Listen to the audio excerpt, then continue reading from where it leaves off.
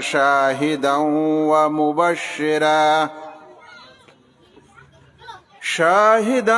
ومبشرا ونذيرا وداعيا إلى الله بإذنه وسراجا منيرا. وقال تعالى: لقد كان لكم في رسول الله أسوة حسنة لمن كان يرجو الله واليوم الآخر وذكر الله كثيرا.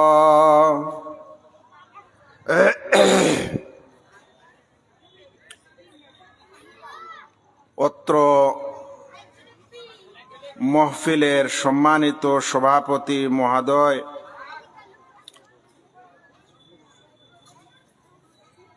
এই এরিয়ার সম্মানিত ইসলাম প্রিয় দিনী ভাই সকল, মঞ্চের উপরে ও আশেপাশে সমাগত ওলামায়ে কেরামগণ, দাওয়াত ও প্রচার প্রসারের সাথে জড়িত যুবক ভাইবৃন্দ,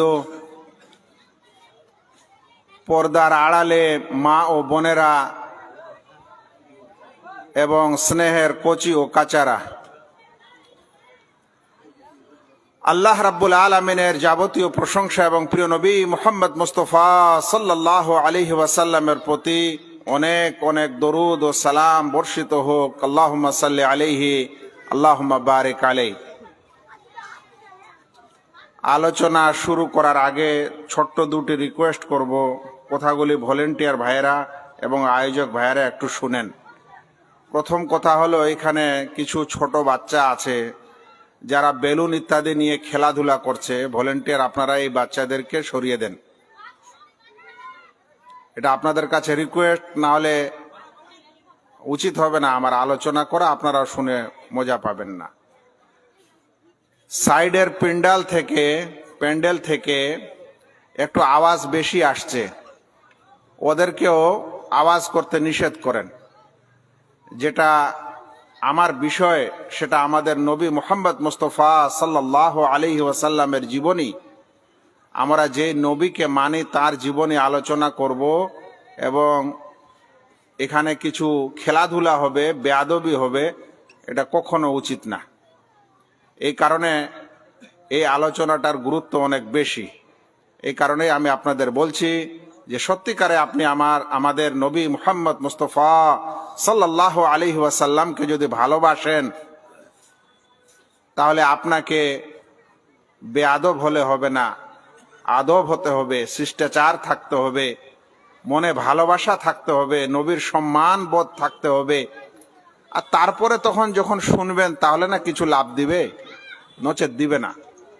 এই জন্য আমি আবারও বলছি, আপনারা যারা এই জালসার কর্তৃপক্ষ আছেন, তারা এই কথাটি ভালো করে মনে রাখেন। আর দ্বিতীয় অনুরোধটি আমাদের রাস্তাঘাটের ভাই বোনদের জন্য। ভাই, এটা জালসা আপনারাই করেছেন, আর আপনারাই যদি ফের ঘোরাঘুরি করেন, তাহলে তো আর কিছু করার নাই। আর যদি ঘোরাঘুরি করতেই চাচ্ছেন, তো এই জালসার সামনে দিয়ে না গিয়ে অন্য জায়গা দিয়ে যান, ওইটাই বেশি ভালো লাগবে। নচেত সকলে আসেন, আমাদের রাসূল সাল্লাল্লাহু আলাইহি ওয়াসাল্লামের জীবনী নিয়ে 1.5 ঘন্টা আলোচনা হবে ইনশাআল্লাহ। ভাই সকল, আমি আর ইত্যাদি কথা না বলে সরাসরি নবী মুহাম্মদ মুস্তাফা সাল্লাল্লাহু আলাইহি ওয়াসাল্লামের জীবনী নিয়ে আলোচনা শুরু করতে যাচ্ছি। আজকের এই আলোচনায় আপনারা শুনে যেমন সওয়াব পাবেন, অন্যান্য আলোচনা থেকে এটাতে একটু বেশি পাবেন। কারণ যখনই আমাদের নবীর নাম আসবে, তখনই আপনারা সকলে বলবেন সাল্লাল্লাহু আলাইহি ওয়াসাল্লাম। আল্লাহ রাসূল সাল্লাল্লাহু আলাইহি ওয়াসাল্লাম একদিন মেম্বারে উঠছেন, মসজিদের মেম্বারে। তো মেম্বারের কয়টা থাক হয় ভাই? কয়টা থাক হয়? 3টা। তো প্রথম থাকটাতে পা দেওয়ার পর বলছেন আমিন, ফের দ্বিতীয়টাতে দেওয়ার ওপর বলছেন আমিন, ফের তৃতীয়টাতে দেওয়ার ওপর বলছেন আমিন। তো সাহাবায়ে কেরামরা জিজ্ঞাসা করছেন, আল্লাহ রসুল কোনদিন তো এইভাবে আপনি উঠার সময় আমিন আমিন বলেন না, আজকে এরকম বলছেন, কারণটা কি? তো তিনি তিনটি কথা বললেন। তার মধ্যে একটি হলো যে এখনই জিবরিল আলাইহিস সালাম আমার কাছে সংবাদ নিয়ে এসেছিল যে যে মানুষের সামনে আমার নাম নেওয়া হয় আর সে ব্যক্তি আমার প্রতি দরুদ পাঠ করে না, সে ব্যক্তি ধ্বংস হোক। আচ্ছা বলেন তো, রাসূল সাল্লাল্লাহু আলাইহি সাল্লামের এই বদদোয়া যদি আমাদেরকে লাগে, যে তার নাম আসবে আর আমরা সাল্লাল্লাহু আলাইহি ওয়াসাল্লাম বলবো না, তাহলে কি হবে? অন্য এক হাদিসে এসেছে এটা হলো কৃপণ, যে আমার নাম শুনে দরুদ পাঠ করে না। আর একটা কথা মনে রাখেন, আল্লাহ রাসূল সাল্লাল্লাহু আলাইহি ওয়াসাল্লাম এটাও বলেছেন, যে মানুষ আমার উপর একবার দরুদ পাঠ করবে, আল্লাহ তাআলা তার উপর 10 বার রহমত প্রেরণ করবেন। তার মানে আপনি যতবার আল্লাহ রাসূল সাল্লাল্লাহু আলাইহি ওয়াসাল্লামের দরুদ পাঠ করছেন, ততবার আপনার উপর 10টি করে রহমত বর্ষণ হবে। এটা এই জন্য কোনো আজে বাজে বিষয় আমাকে দেননি। আপনারা জালসার কমিটির মানুষেরা যে বিষয়টা চয়ন করে আমাকে দিয়েছেন, এটা কোনো আজে বাজে জিনিস নয়। তবে একটি কথা বলি, যে আমাদের রাসূল সাল্লাল্লাহু আলাইহি ওয়াসাল্লামের জীবনে আলোচনা হবে, এটা 1-1.5 ঘন্টার বিষয় নয় ভাই, এটা তো কয়েক সপ্তাহের বিষয়। কিন্তু এর মধ্যে আমাকে ছিটে ফোটে কিছু কথা আপনাদের সামনে বলতে হবে, যেটা আল্লাহ রাসূল সাল্লাল্লাহু আলাইহি ওয়াসাল্লামকে কেন্দ্র করে, তার জীবনীকে কেন্দ্র করে রয়েছে। ভাই সকল, সবচেয়ে প্রথমে এটাও বুঝতে হবে যে আমরা এই নবী সাল্লাল্লাহু আলাইহি ওয়াসাল্লামের জীবনী কেন শুনবো, কি কারণে শুনবো? ভাই, যিনি হচ্ছেন শেষ নবী, যিনি প্রিয় নবী, যিনি নবীদের শিরোমণি, সাইয়্যিদুল আম্বিয়া, যার মাধ্যমে আল্লাহ রাব্বুল আলামিন আমাদেরকে হেদায়েত দান করেছেন, যার মাধ্যমে আমরা তার উম্মতি হওয়ার সুযোগ পেয়েছি, যার মাধ্যমে আমরা কোরআন পেয়েছি, যার মাধ্যমে আমরা ইসলাম পেয়েছি, সেই নবী মুহাম্মদ মুস্তাফা সাল্লাল্লাহু আলাইহি ওয়াসাল্লামকে চেনা ও জানা আমাদের সকল মানুষের সবচেয়ে বড় দায়িত্ব, কর্তব্য।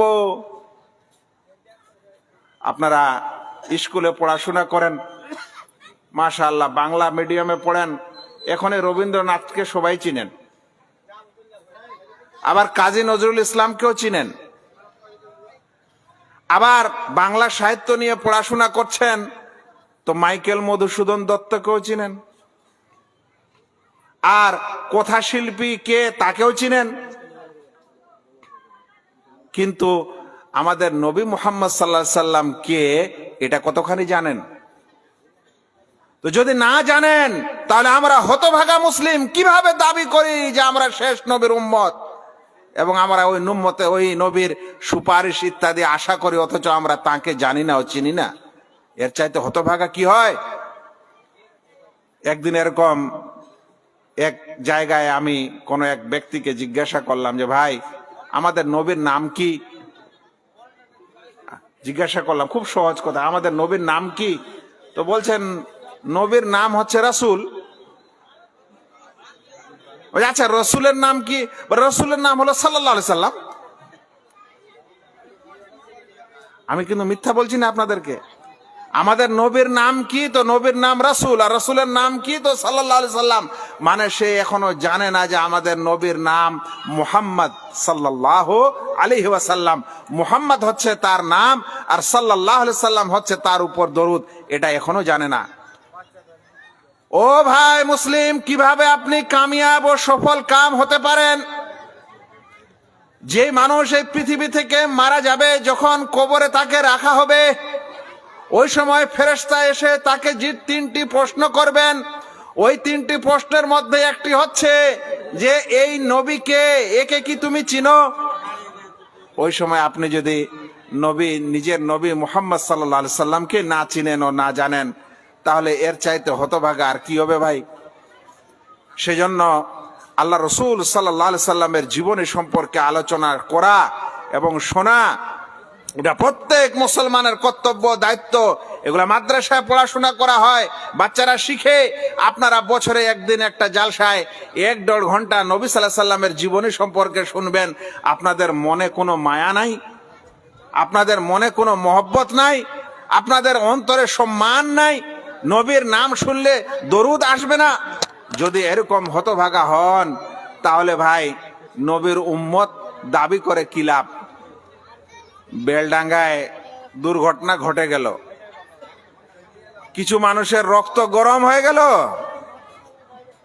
দেখে নিব, জীবন দিয়ে দিব। আচ্ছা, এদিকে আপনার নবীকে এটাই চিনেন না, তাহলে এইটা কি ধরনের রক্ত গরম হচ্ছে?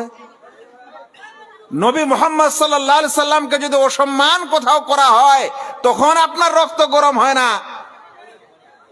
তাহলে আপনি কিভাবে উম্মত হয়েছেন? কতখানি দরদি উম্মত হয়েছেন? এই জন্য বলছিলাম যে আমাদেরকে অবশ্যই আল্লাহ রসুল সাল্লাল্লাহু আলাইহি সাল্লামের জীবনী ভালো করে শুনতে হবে ও বুঝতে হবে। আমি এখনো সভাটাকে স্তব্ধ পাচ্ছি না, শান্তি পাচ্ছি না কথা বলে, কারণ চারদিকেরই কথা আসছে। কি আশ্চর্য! এরকম যদি হয় তো আমি আলোচনা করতে পারবো না ভাই। যারা বসেছেন, যারা পিছনে আছেন, সামনে আছেন, আমি এখানে কোনো ভলেন্টিয়ার দেখছি না। শান্ত করেন লোকজনকে। আমি কখনো চারিদিকে গোলমাল হলে কথা বলতে পারি না, আমি ক্লাসও করি না, ক্লাসও বন্ধ করে দিই। ভাইরা, বলছিলাম যে সম্পর্কে আলোচনা দিয়েছেন এটা রসুল সাল্লাল্লাহু আলাইহি সাল্লামের জীবনী, তাকে ভালোবাসতে হবে।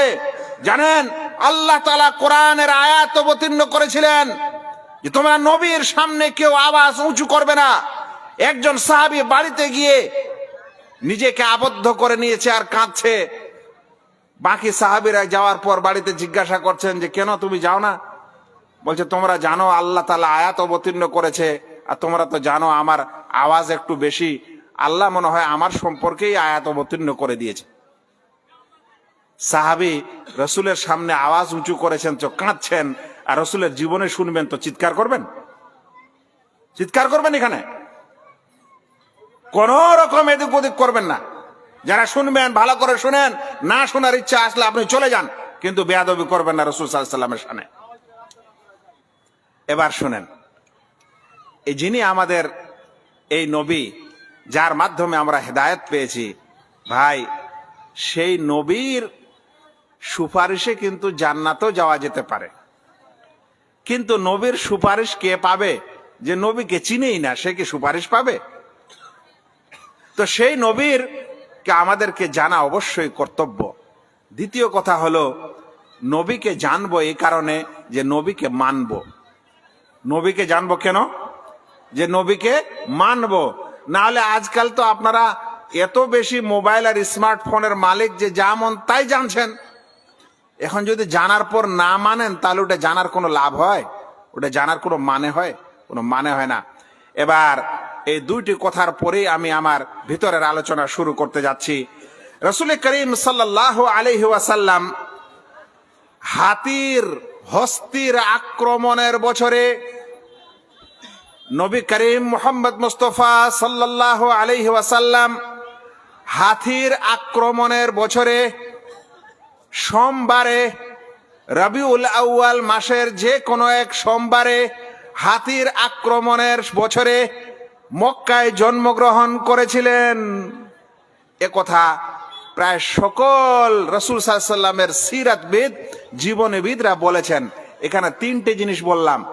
হাতির আক্রমণের বছর, এটা কি জিনিস?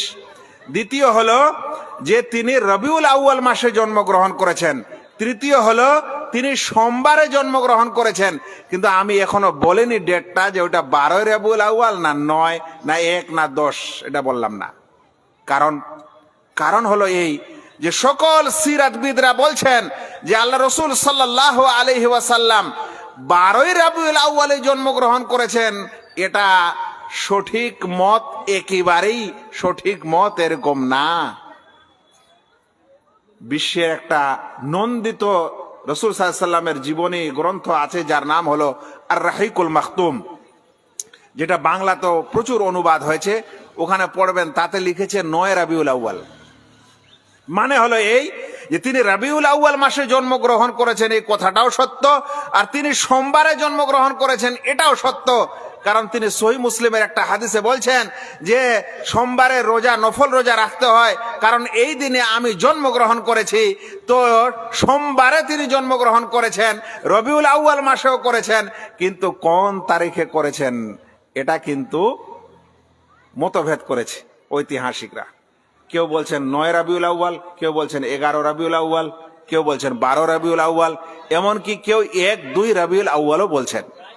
আচ্ছা, মানুষ যদি রাসূল সাল্লাল্লাহু আলাইহি সাল্লামের কখন জন্ম হয়েছেন এটা নিয়ে কেউ যদি মতভেদ করে, ওটা আমি করছি না, লেখকরা করেছেন, তাহলে আপনি যদি জবরদস্তি 12 তারিখেই যদি আপনি রাসূল সাল্লাল্লাহু আলাইহি সাল্লামের জন্মদিবস পালন করেন, তাহলে মানে কি হলো? তাহলে ঠিক হলো? তাহলে আপনি জবরদস্তি একটা তারিখকে ধরে নিলেন ওইটাই। কিন্তু ঐতিহাসিকরা বলছেন না, এই তারিখে নয়, 9 তারিখে। কিন্তু আমাদের দেশের কিছু মানুষ আছেন, তারা কিন্তু 9 রবিউল আউয়ালে রাসূল সাল্লাল্লাহু আলাইহি সাল্লামের জন্মদিবস পালন করবেন। কিন্তু আপনাদেরকে একটা আরো রহস্যের কথা বলি। এই ভাইয়েরা আবার বলছেন যে আল্লাহ রাসূল সাল্লাল্লাহু আলাইহি সাল্লাম তো দুনিয়ার সবচেয়ে আগে সৃষ্টি হয়েছেন। এই কথাটা একটু শুনছেন, বুঝছেন আমার কথা? একটু ভালো করে শুনেন। তারা এমনি মহফিলে বলছেন যে আল্লাহর নূরে নবী মুহাম্মদ সাল্লাল্লাহু আলাইহি সাল্লাম তৈরি, আর নবী মুহাম্মদ সাল্লাল্লাহু আলাইহি সাল্লামের নূর দিয়ে গোটা জাহান তৈরি। এই কথা বলে না ভাই? শুনেননি কোনো মহফিলে? আল্লাহর নূরে নবী তৈরি, নবীর নূরে সারা জাহান তৈরি। তাহলে আল্লাহর নূরে যদি নবী তৈরি হন আর নবীর নূরে যদি সবাই তৈরি হন, তাহলে আগে তো নবী তৈরি হলেন। তাহলে ফের 12 রবিউল আউয়ালে নবী জন্ম দিবস পালন কেন হবে? ওটা বের করেন আল্লাহ রসুলকে আল্লাহ তাআলা তাহলে কবে কবে সৃষ্টি করেছিলেন। তারা স্বয়ং বলছে যে আল্লাহ রসুল সাল্লাল্লাহু আলাইহি সাল্লাম সব নবীর আগে, সব সৃষ্টির আগে তাকে সৃষ্টি করা হয়েছে। তাহলে ওই তারিখটা কি? ওই তারিখটাতে আপনারা জন্ম দিবস পালন করেন, 12 রবিউল আউয়ালে করা ঠিক না। কারণ এটা তো ওলামারা লিখেছেন 12 রবিউল আউয়াল। এখানে আর একটা কথা বুঝাই ভাই, তারা এ কথা নির্দ্বিধায় তাদের মিলাদ মাহফিল গুলাতে বলে যাচ্ছে যে আল্লাহর নূরে নবীর তৈরি, নবীর নূরে সারা জগৎ তৈরি। আচ্ছা ভাই, নবীর নূরে যদি সারা জগৎ তৈরি হয়, তাহলে আপনিও নবীর নূরের তৈরি, আমিও নবীর নূরের তৈরি। এই আসমানও নবীর নূরের তৈরি, এই জমিনও নবীর নূরের তৈরি। নাউজুবিল্লাহ, যত জীব জন্তু আছে সব নবীর নূরের তৈরি। নাউজুবিল্লাহ, জীব জন্তুর মধ্যে কুকুর ইত্যাদি, এটাও নবীর নূরের তৈরি। নাউজুবিল্লাহ, মানুষের মধ্যে কাফের মুশরিকও নবীর নূরের তৈরি, আর মুমিনরাও নবীর নূরের তৈরি। এই মানেটা এটা হলো না? তাহলে এর দ্বারা নবীর সম্মান হলো না নবীর অসম্মান হলো? করতে গেছিল নবীর সম্মান, হয়ে গেছে অসম্মান। নবীর নূরে সারা জগৎ যদি তৈরি হয়, তাহলে আপনি আমি যেখানে বসে আছি ওটাও নবীর নূর। কিভাবে বসে থাকতে পারেন? আর কিভাবে আপনি ওর উপর পায়খানা ও পেশাব করতে পারেন? কিভাবে আপনি একটা মুশরিক ও নবীর নূরের তৈরি বলতে পারেন? এই জন্য এগুলো কথা শুধু শুনলে হবে না, একটু বুঝতে হবে। এখানে একটা আরো কথা বলি ভাই, বিশ্বের মানুষের একটা আকীদা, একটা বিশ্বাস আছে যে সৃষ্টি ও স্রষ্টার মধ্যে কোনো পার্থক্য নেই। সৃষ্টি মানে পৃথিবীতে যা কিছু দেখছেন সব সৃষ্টি, মাখলুকাত, আর স্রষ্টা মানে আল্লাহ। ওরা বলছে আল্লাহ আর সৃষ্টির মধ্যে কোনো পার্থক্য নেই। সেই কারণে তারা বলে পৃথিবীর সব কিছুতে আল্লাহ বিরাজিত, অণু অণুতে আল্লাহ রয়েছে, অণু অণুতে উনি রয়েছেন, ঈশ্বর রয়েছে। এখন ওদের কথা হলো যে সবকিছুই হলো আল্লাহর নূরের সৃষ্টি, বা সবকিছুতে আল্লাহ আছে। আর এখন আপনি বলছেন যে আল্লাহর নূরে নবীর তৈরি, আর নবীর নূরে সারা জগৎ তৈরি। তো ওদের কথাটাই তো হলো, ওদের কথাটা হলো না? যারা বলে আল্লাহর নূর দিয়ে সারা জগৎ তৈরি, বা সারা জগৎ যা কিছু আছে আল্লাহ এবং এই জগতের সৃষ্টির মধ্যে কোনো পার্থক্য নেই, এটা আসলে একই জিনিস। আমি জানি না এই আকীদা আপনারা কোনোদিন শুনেছেন কি শুনেন না। এটাকে বলা হয় সর্বেশ্বরবাদের আকীদা। সর্বেশ্বরবাদ যারা মানে, যেমন ও মুসলিমরা এবং হিন্দুইজমরা, গ্রিক দর্শনও এই কথা আছে যে সব কিছু এটা আল্লাহর অংশ, দুনিয়াতে যা কিছু আছে এটা আল্লাহরই অংশ। যদি এটা আল্লাহরই অংশ হয়, সে কারণে তারা মাটিকেও পূজা করে, গাছকেও পূজা করে, ইঁদুর কেউ করে, হাতি কেউ করে, সাপ কেউ করে, বিড়াল কেউ করে, যা কিছু দুনিয়ার আছে সব পূজা করে, কারণ তারা মনে করে এটা আল্লাহরই অংশ। তাহলে এর পূজা করেন আর আল্লাহর করেন, একই হলো। এইদিকে আমাদের এই ভাইয়েরা বলছেন যে আল্লাহর নূরে নবীর মুহাম্মদ সাল্লাল্লাহু আলাইহি সাল্লাম তৈরি, আর নবী মুহাম্মদ সাল্লাল্লাহু আলাইহি সাল্লামের মাধ্যমে সারা জগৎ তৈরি। তাহলে সারা জগৎটা আসলে কার নূর হলো? নবী মুহাম্মদের। আর নবী মুহাম্মদ কার নূরের হলেন? আল্লাহ তাআলার। তাহলে গোটা জগৎ তো ফের ঘুরে ফিরে আল্লাহরই অংশ হয়ে গেল। এটাকেই তো সর্বসারবত বলে। ওরা বলেছিল সর্বেশ্বর বাদের জন্য কাফের বলবেন, আর আপনারা বলে মুমিন হবেন। কিন্তু আল্লাহ রাব্বুল আলামিন এই সৃষ্টি জগৎ থেকে পৃথক। এই সৃষ্টি জগৎ আলাদা, মহান আল্লাহর স্রষ্টা আলাদা। আল্লাহ রাব্বুল আলামিন এই আকাশ এবং জমিনকে 6 দিনে সৃষ্টি করেছেন, করার পর আরশে আজিমে তিনি সমুন্নত। তিনি সৃষ্টি জগতের কোনো কিছুর সাথে সম্মিলিত না, তিনি সব কিছুর ঊর্ধ্বে আরশে আজিমে আছেন। সেখান থেকে তিনি সারা বিশ্ব দেখেন ও শুনেন এবং সারা বিশ্ব পরিচালনা করেন। আবার রাতের 1/3 যখন বাকি থাকে, প্রতিদিন আল্লাহ রাব্বুল আলামিন আবার 1/3 রাত যখন বাকি থাকে, তখন দুনিয়ার আসমানে অবতরণ করেন। তিনি কোন সৃষ্টি জগতের ভিতরে ঢুকে থাকলে তাকে অবতরণ করতে হতো না, তিনি অবতরণ করেন। আল্লাহ রাসূল সাল্লাল্লাহু আলাইহি ওয়াসাল্লাম বলছেন যে ইয়ানজিলু রাব্বুনা তাবারাকা ওয়া তাআলা ইলা সামাঈদ দুনিয়া, আমাদের রব তাআলা তিনি দুনিয়াবি আকাশে অবতরণ করেন। হিনা ইয়াবকা সুলুসুল লাইলিল আখির, যখন রাতের 1/3 বাকি থাকে, ওই সময় আল্লাহ রাব্বুল আলামিন দুনিয়ার আকাশে অবতরণ করার পর বলেন, কে আছে যে আমার কাছে ক্ষমা চাইবে, আমি তাকে ক্ষমা করব। কে আছে যে আমার কাছে প্রার্থনা করবে, আমি তার প্রার্থনা কবুল করব। ভাইরা, এই সময় দোয়া করবেন। আপনারা অনেক মানুষ আমাদেরকে ফতোয়া টতোয়া ইত্যাদি জিজ্ঞাসা করেন যে শেখ এই ঝামেলায় ওই ঝামেলায় দোয়া করছি, কবুল হয় না, আল্লাহ এতদিন ধরে অসুখ, এতদিন ধরে এই কিচ্ছু ভালো হয় না। এটা হলো রাতের শেষ 1/3। এই সময় উঠে নামাজ পড়ে আল্লাহর কাছে দোয়া করবেন। এই সময় আল্লাহ তাআলা দোয়া কবুলের জন্য পৃথিবীতে চলে আসেন। আমি আমার বিষয় তো নিতেই পারবো না যদি এতগুলা ব্যাখ্যা বিশ্লেষণে যাই। আমি বলছিলাম যে আল্লাহ রাসূল সাল্লাল্লাহু আলাইহি ওয়াসাল্লাম হস্তির আক্রমণের বছর, এই বছর কাবাকে ভাঙার জন্য ইয়ামানের বাদশাহ আব্রাহা বিশেষ হাতির সেনা পাঠিয়েছিল। আর সেই হাতি এবং হাতির সেনাবাহিনী তারা যখন মিনা এবং মুজদালিফার মাঝখানে এসেছিল, তখন আল্লাহ তাআলা ওই আবাবিল পাখি প্রেরণ করে ওই হাতির বাহিনীকে সম্পূর্ণকে ধ্বংস করে দিয়েছিলেন। ওই বছরে আমাদের নবী মুহাম্মদ মুস্তাফা সাল্লাল্লাহু আলাইহি ওয়াসাল্লাম জন্মগ্রহণ করেছিলেন। ওই সূরা পড়েন না, আলাম তারা কাইফা ফাআলা রাব্বুকা বিআসহাবিল ফিল, তোমরা কি দেখনি আল্লাহ রাব্বুল আলামিন কি অবস্থা করলেন হাতিওয়ালাদের সাথে? ওইটা এই অবস্থা। ওই বছর আমাদের রাসূল করিম সাল্লাল্লাহু আলাইহি সাল্লাম জন্মগ্রহণ করেছেন। আমি বলছিলাম যে আল্লাহ রাসূল সাল্লাল্লাহু আলাইহি সাল্লাম যখন জন্মগ্রহণ করলেন, ঠিক তখন তার পিতা মারা গেল, আব্বু মারা গেল, তিনি অনাথ হিসাবে জন্মগ্রহণ করলেন। মায়ের পেটেই আছেন। কিছু মতভেদ আছে ঐতিহাসিকদের কাছে যে মায়ের পেটে থাকার সময় মারা গেছিলেন না জন্মের পর মারা গেছিলেন, কিন্তু মারা গেছেন। আল্লাহ তাআলা কোরআনে বলছেন, আলাম ইয়াজিদকা ইয়াতীমান ফাআওয়া, আল্লাহ আপনাকে এতিম পায়নি কি, অতঃপর আপনাকে আল্লাহ রাব্বুল আলামিন স্থান দিয়েছেন, অতঃপর সম্মান দিয়েছেন, কত কি করেছেন। এটা ছিল আমাদের নবী মুহাম্মদ সাল্লাল্লাহু আলাইহি সাল্লামের জন্ম তারিখ। অতঃপর যখন জন্ম হলেন, তখন মক্কার সেই যুগের মানুষেরা দাই মাকে দুধ পান করতে দিত। দাই মা, এখন আর এই প্রথাটা নাই, আমাদের সমাজ থেকে প্রায় উঠে গেছে। ওই যুগে নিয়ম ছিল যে কোনো একজন মহিলাকে দুধ পান করতে দিত। আর বিশেষ করে শহরের মানুষেরা গ্রামের মহিলার কাছে বাচ্চাদেরকে পাঠিয়ে দিত। তার কারণ ছিল এই যে শহরের আবহাওয়া সেই যুগে ভালো ছিল না, সেজন্য তারা গ্রামের মহিলাকে দুধ পান করতে দিত, যেন ছোট বাচ্চা ওখানে দুধ পান করে বড় হয় আর শরীর স্বাস্থ্য ভালো হয়। তো রাসূল করিম সাল্লাল্লাহু আলাইহি ওয়াসাল্লাম তার যে দুধ মা ছিলেন, দাই মা ছিলেন, সেই দুধ মার নাম হচ্ছে হালিমা আস-সাদিয়া। আল্লাহ রসুল সাল্লাল্লাহু আলাইহি সাল্লাম তার কাছে দুধ পান করেছিলেন, নিজের মায়েরও পান করেছেন আর তার কাছেও দুধ পান করেছেন। এগুলা ঘটনা ইত্যাদি বলা যাবে না, সময় নাই। কিন্তু এই দুধ পান যখন করলেন আর ধীরে ধীরে ওই বানু সাদে যখন আল্লাহ রসুল একটু বড় হলেন, দৌড়াদৌড়ি করতে শিখলেন, খেলাধুলা করতে শিখলেন, ওই সময় একটা বড় দুর্ঘটনা, বলা যেতে পারে দুর্ঘটনা ঘটলো, কিন্তু আসলে ওটা দুর্ঘটনা নয়, এটা ছিল একটা সুসংবাদ।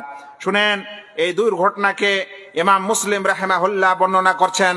আনাস রাদিয়াল্লাহু তাআলা আনহু থেকে বর্ণিত, তিনি বলেন, আন্না রাসূলুল্লাহ সাল্লাল্লাহু আলাইহি ওয়াসাল্লাম আতাহু জিবরিল, আল্লাহ রসুল সাল্লাল্লাহু আলাইহি সাল্লামের কাছে একদা জিবরিল আসলো।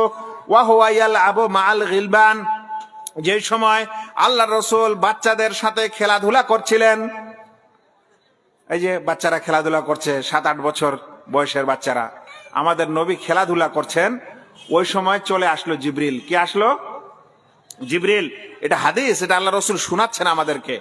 বলছেন ফাআখাযাহু ফাসারাহু, অতঃপর জিবরিল তাকে নিয়ে মাটিতে ফেলে দিলেন।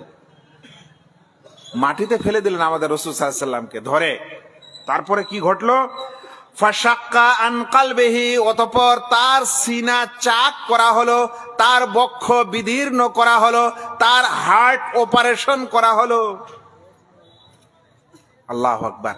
ছোট বাচ্চা, মোটামুটি 6 বছর বয়স, এই সময় যখন জিবরিল আলাইহিস সালাম আমাদের রাসূলকে ধরে এই বক্ষ বিদীর্ণ করছিলেন, হার্ট অপারেশন করছিলেন, তখন বাকি তার সাথীরা দেখতে পেয়েছিল যে এই আমাদের সাথী মুহাম্মদকে এই লোকটা মেরে ফেলছে, কেটে দিয়েছে, হত্যা করছে। ও দৌড়, সব বাচ্চারা তার দাইমা মানে তার দুধ মার কাছে খবর দিতে যাচ্ছে, যে দৌড়ে যাচ্ছে সেই বাচ্চারা, যারা বলছে যে শুনেন শুনেন, মুহাম্মদ কাদ কুতিলা, মুহাম্মদকে হত্যা করে দেওয়া হয়েছে, তাড়াতাড়ি আসেন, তাড়াতাড়ি আসেন। তার দুধ মা ছুটে আসছেন। কিন্তু ঘটনাটা কি ঘটলো বাকিটা হাদিসে এসছে, ওটা আগে শুনিয়ে দিই। তারপরে কি হলো? যখন তার হার্ট অপারেশন হচ্ছে, এই সময় ফাস্তাখরাজাল কালবা, জিবরিল আলাইহিস সালাম আল্লাহ রাসূল সাল্লাল্লাহু আলাইহি সাল্লামের হার্টকে বের করলেন। ফাস্তাখরাজা মিনহু আলাকাতান, এবং সেই হার্ট থেকে একটা অংশকে, একটা টুকরাকে বের করে নিলেন। ফাকালা হাদা হাদ্দু শাইতান মিনকা, এটা আপনার শরীরে, আপনার অন্তরে শয়তানের অংশ। হার্ট অপারেশন করার সময় একটা বিশেষ টুকরোকে বের করে আমাদের নবীকে ফেরেশতা জিবরিল বলছেন, এটা তোমার শরীরে শয়তানের অংশ। তারপরে কি করলেন? সুম্মা গাসালাহু ফি তাসতিন মিন যাহাবিন বিমা'i জামজামা, অতঃপর আল্লাহ রাসূল সাল্লাল্লাহু আলাইহি সাল্লামের এই হার্টকে জিবরিল আলাইহিস সালাম একটা তস্তিতে, যাকে তাস্ত বলা হয়, স্বর্ণের তস্ত, এই স্বর্ণের তস্তিতে জমজমের পানি দিয়ে ধৌত করে নিলেন। সুম্মা লাআমাহু, অতঃপর সিলাই করে দিলেন। ওটাকে বলা হয় মিলন করে দেওয়া, মানে ফাড়া হয়েছিল, তারপরে ওটাকে ধরে এইভাবে মিলিয়ে দেওয়া হলো। মিলিয়ে দেওয়ার অপারেশনটা এখন বর্তমান যুগে আবিষ্কার হয়েছে। এখন অনেক অপারেশনে আর সিলাই হয় না। যত উন্নত অপারেশন এখন আছে পৃথিবীতে, ইউরোপ আমেরিকা সহ আমাদের দেশও এসেছে, কিছু কিছু অপারেশনে এখন কি নাই? সিলাই নাই। ওটা এমন এক মেডিসিন দিয়ে দুই চামড়াকে একত্রিত করে দিচ্ছে, হয়ে যাচ্ছে। কিন্তু এখানে আল্লাহ রাসূল সাল্লাল্লাহু আলাইহি সাল্লামের যে ঘটনাটা হাদিসে বর্ণিত হয়েছে, এখানে সিলাইও করা হয়েছিল। শুনেন কিভাবে সেলাই করা হয়েছে। তারপরে বলছেন সুম্মা আআদাহু ফি মাকানিহি, অতঃপর আল্লাহ রাসূল সাল্লাল্লাহু আলাইহি সাল্লামকে ওই বাচ্চাদের মাঝ থেকে যে তুলে অন্য জায়গায় নিয়ে গেছিলেন, সেখান থেকে এই অপারেশন করার পর আবার বাচ্চাদের কাছে এসে রেখে দিলেন। দেওয়ার পর জিবরিল আলাইহিস সালাম সেখান থেকে চলে গেলেন। হাদিসটা ইমাম মুসলিম বর্ণনা করেছেন, 162 নম্বর হাদিস। আল্লাহ রাসূল সাল্লাল্লাহু আলাইহি সাল্লামের একজন খাদেম ছিল। খাদেম রাসূল সাল্লাল্লাহু আলাইহি সাল্লাম নিজে নেননি, একজন মা তার ছেলেকে, বলতে পারেন একটা দাদি ছিল, সেই দাদি আনাসকে আল্লাহ রাসূল সাল্লাল্লাহু আলাইহি সাল্লামের কাছে হাজির করে বলেছেন, আল্লাহ রাসূল, এই বাচ্চাকে আমি দিচ্ছি, আপনি আপনার কাছে রাখেন, এর একটু খিদমত করেন, আপনার একটু খিদমত করবে, এই জন্য আপনার কাছে রেখে যাচ্ছি। নবী সাল্লাল্লাহু আলাইহি সাল্লামের খিদমত করার জন্য আনাস এর দাদি ও আনাসের মা আল্লাহ রাসূল সাল্লাল্লাহু আলাইহি সাল্লামের বাড়িতেই তাকে রেখে দিয়েছিলেন। ওই আনাস এই হাদিসটা বর্ণনা করছেন। আনাস রাদিয়াল্লাহু তাআলা আনহু বলছেন যে ওয়াল্লাহি আমি আল্লাহ রসুল সাল্লাল্লাহু আলাইহি সাল্লামের এই বক্ষ বিদীর্ণ হওয়ার অপারেশনের যেই সেলাই করার দাগ ছিল, সেই দাগগুলো আমি আল্লাহ রসুল সাল্লাল্লাহু আলাইহি সাল্লামের বক্ষ থেকে পেট পর্যন্ত আমি দেখেছি। এটা কে বলছেন? আনাস রাদিয়াল্লাহু তাআলা বলেন। অন্য মানুষ দেখতে পাবে না গো। আল্লাহ রসুল কাপড় খুলে থাকতেন না, তিনি খুবই লজ্জাশীল ছিলেন। এই জন্য আনাস যে খাদেম ছিল, ছোট ছিল, তো সে পেশাব পায়খানা করার জন্য পানি ইত্যাদি নিয়ে যেত, শরীরে কাপড় চোপড় ইত্যাদি আনতে হতো, আর কিছু হতো। সেই জন্য আনাস এটা দেখেছে এবং আনাস রাদিয়াল্লাহু তাআলা আনহু এটা বলেছিলেন। এটা আমাদের রাসূল সাল্লাল্লাহু আলাইহি ওয়াসাল্লামের ছোট্ট কালে, বাল্যকালে তার হার্ট অপারেশনের একটি ঘটনা, যেটা সহিহ মুসলিমে স্পষ্টভাবে এসেছে। এরপর যখন দুধ মা আসলেন, এসে আমাদের রাসূল সাল্লাল্লাহু আলাইহি ওয়াসাল্লামকে দেখছেন যে একদম চেহারা ছবি বিগড়ে গেছে, মানে ভয়ে আতঙ্কে বাচ্চার যেরকম হয় হতভম্ব হয়ে গেছে। তখন তিনি বাচ্চাকে নিয়ে বাড়ি গেলেন।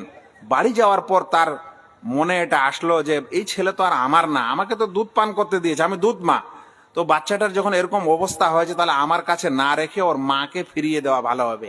তখন আমাদের রাসূল সাল্লাল্লাহু আলাইহি ওয়াসাল্লামকে ওই তার দুধ মা নিয়ে আসল মা আমিনার কাছে নিয়ে চলে গেলেন। নিয়ে গিয়ে বললেন, বাচ্চাকে আপনারা রাখেন, এরকম এরকম ঘটনা হয়েছে, আমাদের ভয় হচ্ছে, আপনারা এখন বাচ্চাকে রাখেন। কিন্তু তারপরে কি ঘটলো? তারপরে ওই নিজের মাও দুনিয়া থেকে বিদায় নিল।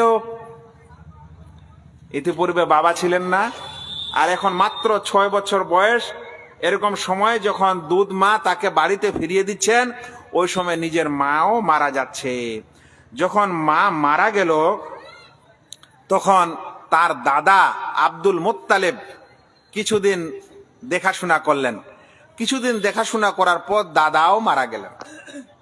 যখন দাদা মারা গেলেন, তখন আমাদের রাসূল সাল্লাল্লাহু আলাইহি সাল্লাম তার চাচা আবু তালেবের বাড়িতে, তার কাছেই তিনি লালন পালন হলেন এবং বড় হলেন।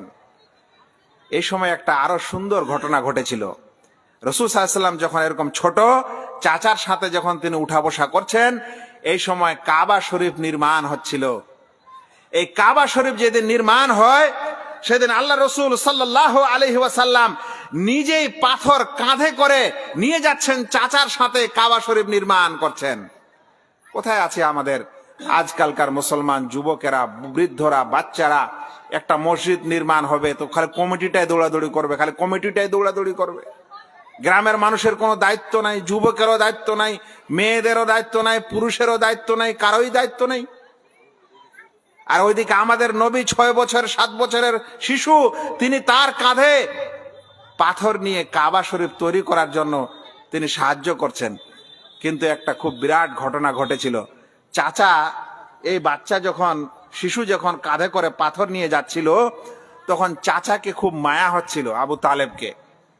আর সেই যুগটা তো আর আমাদের মতো এত সভ্য যুগ ছিল না, আমাদেরটা এখন বেশি অসভ্য, কিন্তু ওই যুগও অসভ্য যুগ ছিল, এখনো তো নবী হননি, ইসলাম আসেনি। তো সেই সময় চাচাকে যখন দরদ হলো যে বাচ্চাটা যাচ্ছে এভাবে পাথর নিয়ে, কষ্ট হচ্ছে, তো বলছে এক কাজ করো, তোমার লুঙ্গিটা খুলে ঘাড়ে নিয়ে নাও, আর পাথরটা ওই লুঙ্গির উপরে রাখো, নিয়ে তারপরে হেঁটে যাও, তাহলে তোমাকে লাগবে না। চাচার কথা শুনে 6 বছরের বাচ্চা, আমাদের দেশে এক সময় 7-8 বছরের বাচ্চা ল্যাংটা হয়ে ঘোরাফেরা করতো, এখন কাপড় চোপড় পয়সা করি হয়েছে, তো আর মানুষ এই কাজ করে না। তো সেই বর্বর যুগে এগুলো ছিল। তাও কিন্তু রাসূল সাল্লাল্লাহু আলাইহি সাল্লাম কাপড় পরে আছেন, কিন্তু মায়ের ছলনায় চাচা বলছেন যে লুঙ্গিটা একটু কাঁধে নাও আর পাথরটা উপরে নাও, তাহলে তোমার কাঁধে লাগবে না। আল্লাহ রাসূল সাল্লাল্লাহু আলাইহি সাল্লাম এরভাবে লুঙ্গি খুলে কাঁধে নিয়ে কিছু দূর গেছেন, বেহুশ হয়ে পড়ে গেছেন। আল্লাহ বাঁচাবেন, ইজ্জত রক্ষা করবেন ছোট হলেও। এই যে বেহুশ হয়েছে, হাদিসে এসেছে চোখ চড়িয়ে দিয়েছে, তারপরে যখন কাপড় পরিয়ে দেওয়া হয়েছে ভালো হয়ে গেছে। কাপড় পরিয়ে দিয়েছেন, আবার রাসূল সাল্লাল্লাহু আলাইহি সাল্লাম ভালো হয়ে গেছেন। বলছেন তারপরে আমাদের রাসূল সাল্লাল্লাহু আলাইহি সাল্লামকে কখনো আর উলঙ্গ দেখা যায়নি। এটাই তার জীবনের শেষ, ওই 6-7 বছরের উলঙ্গ হওয়া, আর জীবনে তিনি কখনো উলঙ্গ হননি। আল্লাহু আকবার। এই নবীর আলোচনা শুনছেন আপনারা, অনেক ফতোয়া ফারাজ শুনেছেন। এখানে কি ভলেন্টিয়ার কেউ নেই? এখানে কি ভলেন্টিয়ার কেউ নেই?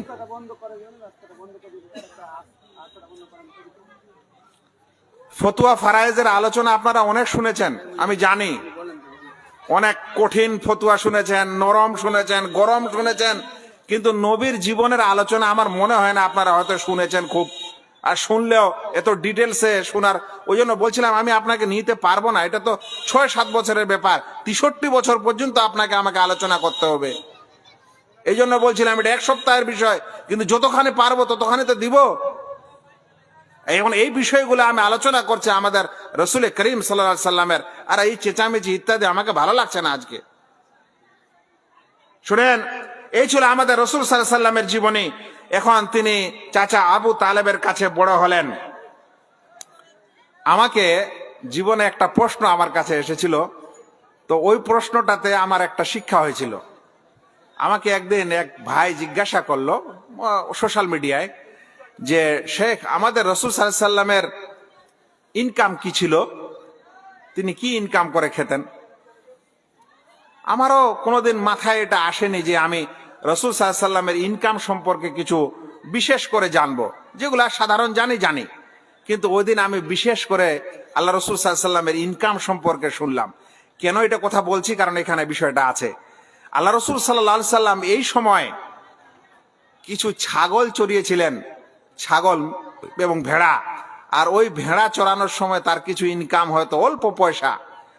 যৌবন বয়সে তিনি ব্যবসা করলেন। নবী হওয়ার পর জেহাদের মালে গনিমত তার ছিল ইনকাম, তার পূর্বে ছিল ব্যবসা। বাল্যকালে তিনি ছাগল চড়িয়ে পয়সা করে ইনকাম করেছিলেন। শুনেন, রাসূল করিম সাল্লাল্লাহু আলাইহি সাল্লাম বলছেন, মা বাআসাল্লাহু নাবিয়ান ইল্লা রাআল গানামা, আল্লাহ তাআলা যাকে নবী করে দুনিয়াতে পাঠিয়েছেন সেই নবী ছাগল চড়িয়েছে। প্রত্যেক নবী ছাগল চড়িয়েছে। বলবেন এটা ছোট কাজ। কেন চড়িয়েছিল প্রত্যেক নবী ছাগল? যারা ছাগল ও বকরি পুষেন তারা জানেন, ছাগলকে আপনি এক জায়গায় রাখতে পারবেন না। ছেড়ে যদি দেন তাহলে তো কত দিকে যাবে আর কত কি খাবে ওটা তো জানাই কথা। দড়ি দিয়েও বেঁধে এক জায়গায় রাখতে পারেন না। যারা ছাগল চড়ায়, ছাগল চড়াতে ওদের মধ্যে একটা ধৈর্যশীলতা বাড়ে। যারা নবী হন তাদেরকে ছাগল চড়াতে হয়েছে আগে, যেন তারা উম্মতের কষ্ট কাঠিন্য যেটা পাবেন সেটাতে যেন তারা ট্রেনিং প্রাপ্ত হয়ে যান। এই কারণে সব নবীদেরকে ছাগল চড়াতে হয়েছে। এটা রাসূল করিম সাল্লাল্লাহু আলাইহি সাল্লাম বলছেন, সহিহ বুখারীর হাদিস 2262 নম্বর। তিনি বলছেন, মা বাআসাল্লাহু নাবিয়ান ইল্লা রাআল গানামা, আল্লাহ তাআলা যাকে নবী হিসাবে প্রেরণ করেছেন সেই ছাগল চড়িয়েছে। এটা কথা শুনে সাহাবাদের মনে একটু প্রশ্ন জাগলো, আচ্ছা আমাদের নবী কি করেছেন একটু শুনি তো। তো বলছেন যে ফাকাল আসহাবুহু ওয়া আনতা, তখন আল্লাহ রসুলের সাথীরা জিজ্ঞাসা করলেন, আর আপনি আল্লাহ রসুল? তখন আল্লাহ রসুল বলছেন, নাম, হ্যাঁ আমিও ছাগল চড়িয়েছি। বলছেন, কুনতু আরাহা আলা কারারিত, আমি অল্প কিছু দিনার কিংবা দিরহামের বদলে ছাগল চড়িয়েছি লে আহলে মক্কা, মক্কাবাসীর। আল্লাহ রসুল সাল্লাল্লাহু আলাইহি সাল্লাম ছাগলের রাখালত্ব করেছেন। আপনারা তো আজকাল অনেক বড় লোক মানুষ, ছাগল আর গরু কে চড়ায়? আর এগুলো ছোট লোকের কাজ। কিন্তু এই কারণে যারা ছাগল পুষে, খাসি পুষে, আল্লাহ তাআলা এখনো ওই কাজের মধ্যে বরকত দিয়েছেন। যারা পুষে তারা জানে, ওই যে মহিলারা গোটা বছর বাড়ির বেগুন কাটা, আলু কাটা, ভাত পড়ে যায়, চাল পড়ে যায়, এগুলা খিলিয়ে যে 2-1টা খাসি পুষে, তো শেষ পর্যন্ত লাখখানে টাকা ওটাই বছরে দিয়ে দেয়, 50,000 টাকা ওটাই বছরে দিয়ে দেয়। লক্ষ্মীর ভান্ডার আর কত দিবে? তারপর আগে চলেন, রাসূল করিম সাল্লাল্লাহু আলাইহি ওয়াসাল্লাম যখন একটু বড় হলেন তখন তার চাচা আবু তালেবের সাথে ব্যবসা শুরু করলেন। আবু তালেব তার চাচা ব্যবসা করার জন্য সিরিয়ায় নিয়ে গেলেন। পথে একটা ঘটনা ঘটেছিল, ওটা বলবো না, সব কথা বলাই যাবে না। তারপরে আল্লাহ রসুল সাল্লাল্লাহু আলাইহি সাল্লামের এই ব্যবসা বাণিজ্য দেখে সেই সময়ের একজন বিশেষ মহিলা, বিচক্ষণ মহিলা এবং ধনী মহিলা, যার নাম হচ্ছে মা খাদিজা রাদিয়াল্লাহু তাআলা আনহা, তিনি মক্কার একজন ধনী মহিলা ছিলেন। আল্লাহ রসুল সাল্লাল্লাহু আলাইহি সাল্লামের ব্যবসার পারদর্শিতা দেখে, আমানতদারি দেখে তিনি তার কিছু মাল সম্পদ আমাদের রসুল সাল্লাল্লাহু আলাইহি সাল্লামকে ব্যবসা করতে দিয়েছিলেন। আল্লাহ রসুল সাল্লাল্লাহু আলাইহি সাল্লাম ওপরের পয়সায়, একজন মহিলার পয়সায় ব্যবসা বাণিজ্য করেছিলেন। ব্যবসা বাণিজ্য করার পর যখন আল্লাহ রসুলের আমানতদারি সেই মহিলা বুঝতে পারে, সেই মহিলা আমাদের রসুল সাল্লাল্লাহু আলাইহি সাল্লামকে বিবাহের প্রস্তাব দেয়। আল্লাহ রসুল সাল্লাল্লাহু আলাইহি সাল্লামের বয়স তখন 25, আর সেই খাদিজা রাদিয়াল্লাহু তাআলা আনহার বয়স ছিল তখন 40, আর তিনি ছিলেন একজন বিধবা মহিলা। আল্লাহ রসুল 25 বছরের একজন যুবক হয়ে সেই বিধবা মহিলাকে বিবাহ করলেন। যারা এই দুনিয়ার মানুষ এখনো বলে আমাদের নবী সাল্লাল্লাহু আলাইহি সাল্লামকে অমুক তমুক কথা বলে, তার এত বিবি, তিনি লোকটা এরকম, নাউজুবিল্লাহ, খারাপ আচরণ, একে বিয়ে করে ওকে বিয়ে করে, বলেন তো যদি তিনি চাইতেন তাহলে তিনি কি কোনো কুমারী মহিলাকে বিয়ে করতে পারতেন না? আরো বলেন এরপরে যত স্ত্রী হয়েছে সব স্ত্রী বিধবা কিংবা তালাক প্রাপ্তা, একমাত্র আয়েশা রাদিয়াল্লাহু তাআলা আনহা ছাড়া। তাহলে নবীর চরিত্রে কথা বলা যারা বলে তাদের হুঁশ জ্ঞান কতখানি মোটা একটু বুঝে নেন। যারা রাসূল সাল্লাল্লাহু আলাইহি সাল্লামকে চিনবে না তারাই এরকম কথা বলে। এরপর বিয়ে হলো, ব্যবসা বাণিজ্য চলল। আল্লাহ রসুল সাল্লাল্লাহু আলাইহি সাল্লামের বয়স যখন প্রায় 40, তখন কার অবস্থা শুনেন। আল্লাহ রসুল সাল্লাল্লাহু আলাইহি ওয়াসাল্লাম তিনি নিজেই বলছেন যে কানা আউয়ালামা বদিয়া বিহি রাসূলুল্লাহ সাল্লাল্লাহু আলাইহি সাল্লাম আর রুইয়া as-সালিহা ফিন-নওম। এই 40 বছর বয়স যখন হয়েছে তখন আল্লাহ রসুল সাল্লাল্লাহু আলাইহি সাল্লামের কাছে ওহী আসার পূর্বে তিনি যা স্বপ্ন দেখতেন সকালে সেটাই সত্য হয়ে যেত। তিনি যা স্বপ্ন দেখতেন সকালবেলা সেটাই স্বপ্ন ঘটত। এরকম কিছুদিন হতে লাগলো। এরপর আল্লাহ রসুল সাল্লাল্লাহু আলাইহি সাল্লামকে একা একা থাকা পছন্দ হতে লাগলো। একা একা ভাল লাগে না মানুষের সাথে থাকতে। তখন তিনি কি করলেন, খাদিজাকে বলতেন যে আমাকে কিছু খাবার দাবার বেঁধে দাও, আমি চলে যাব। কোথায় যাবেন? বলছেন ওই হীরা পাহাড়ে, ওখানে যেয়ে থাকবো, ভালো লাগে না মানুষের ঝঞ্ঝাট ইত্যাদি। তো খাদিজা রাদিয়াল্লাহু তাআলা আনহা কিছু খাবার দাবার 2-1 দিনের রান্না করে বা শুকনা যা ছিল সেই সময় বেঁধে দিতেন। তিনি চলে যেতেন হীরা পাহাড়ে, যেয়ে তিনি বসে থাকতেন। এবার কি ঘটছে, জীবনের সবচেয়ে প্রথমে ঘটনাটা কি ঘটলো, আল্লাহ রসুল সাল্লাল্লাহু আলাইহি ওয়াসাল্লাম এভাবে গারে হেরা পাহাড়ে তিনি আছেন, একা একাই বসে আছেন। এরকম সময় তিনি দেখছেন একজন ফেরেশতা তার কাছে চলে আসলো। যেই ফেরেশতা এসে আল্লাহ রসুল সাল্লাল্লাহু আলাইহি সাল্লামকে চেপে ধরলো। ধরার পর আল্লাহ রসুল বলছেন হাত্তা বালাগা মিন্নি আল জুদা, আমার কষ্ট হচ্ছিল, এত চেপে ধরেছে। ধরার পর বলছে মুহাম্মদ পড়ো ইকরা। আমি বললাম মা আনা বেকারি, আমি তো পড়তে জানি না। আমি পড়তে জানি না মানে আমার আক্ষরিক জ্ঞান নেই। ক খ গ ঘ আলিফ বা তাসা পড়ে কোনো রিডিং পড়বো এই জ্ঞান তো আমার নাই, আমার তো এরকম শিক্ষা নেওয়া নেই। মা আনা বেকারি, আমি পড়তে জানি না। আল্লাহ রসুল সাল্লাল্লাহু আলাইহি ওয়াসাল্লামকে আবার ফেরেশতা দ্বিতীয়বার জড়িয়ে ধরেছে, চেপে ধরেছে। ধরার পর আবারও ওই কথা বলছে যে ইয়া মুহাম্মদ ইকরা, মুহাম্মদ পড়ো। আল্লাহ রসুল সাল্লাল্লাহু আলাইহি ওয়াসাল্লাম বলছেন মা আনা বেকারি, আমি তো পড়তে জানি না। দ্বিতীয়বার হয়ে গেল, তৃতীয়বারও চেপে ধরে একই ঘটনা। তারপরে তখন ওই ফেরেশতা নিজেই বলছেন বলো ইকরা বিসমি রাব্বিকাল্লাযী খালাক, খালাকাল ইনসানা মিন আলাক, ইকরা ওয়া রাব্বুকাল আকরাম। এভাবে আল্লাহ রসুল সাল্লাল্লাহু আলাইহি সাল্লামকে কয়েকটি আয়াত ওই ফেরেশতা বললেন, আর আল্লাহ রসুল সাল্লাল্লাহু আলাইহি সাল্লাম ফের বললেন। এটা বলার পর ফেরেশতা সেখান থেকে চলে গেলেন। আল্লাহ রসুল ঘাবড়ে গেছেন, ভয়, আর এত বেশি ঘাবড়ে গেছেন যে শরীরটা কাঁপছে। এই ঘটনা ঘটার পর পাহাড় থেকে কোন রকম করে নেমেছেন, নামার পর বাড়িতে আসছেন। হাদিসের শব্দ এসেছে তার জফো বাওয়াদেরহু, আল্লাহ রসুল সাল্লাল্লাহু আলাইহি সাল্লামের ঘাড়ের রোগগুলা কাঁপছিল, স্কন্ধের রোগগুলা কাঁপছিল। মানুষ যখন বেশি ভয় পায় তখন মানুষের সামনে কাঁপে। আল্লাহ রসুল সাল্লাল্লাহু আলাইহি সাল্লামের জীবনের এরকম একটা ঘটনা যেটা কোনো স্বাভাবিক ঘটনা ছিল না, এটা দেখে আল্লাহ রসুল সাল্লাল্লাহু আলাইহি সাল্লামের শরীর কাঁপতে লেগেছে। এই কাঁপতে কাঁপতে আল্লাহ রসুল সাল্লাল্লাহু আলাইহি সাল্লাম বাড়িতে পৌঁছেছেন। পৌঁছার পর খাদিজাকে বলছেন যে আমাকে তুমি একটা কাপড় পরিয়ে দাও, আমাকে একটা কম্বল উড়িয়ে দাও, আমাকে একটু রেস্ট নিতে দাও, আরাম করতে দাও।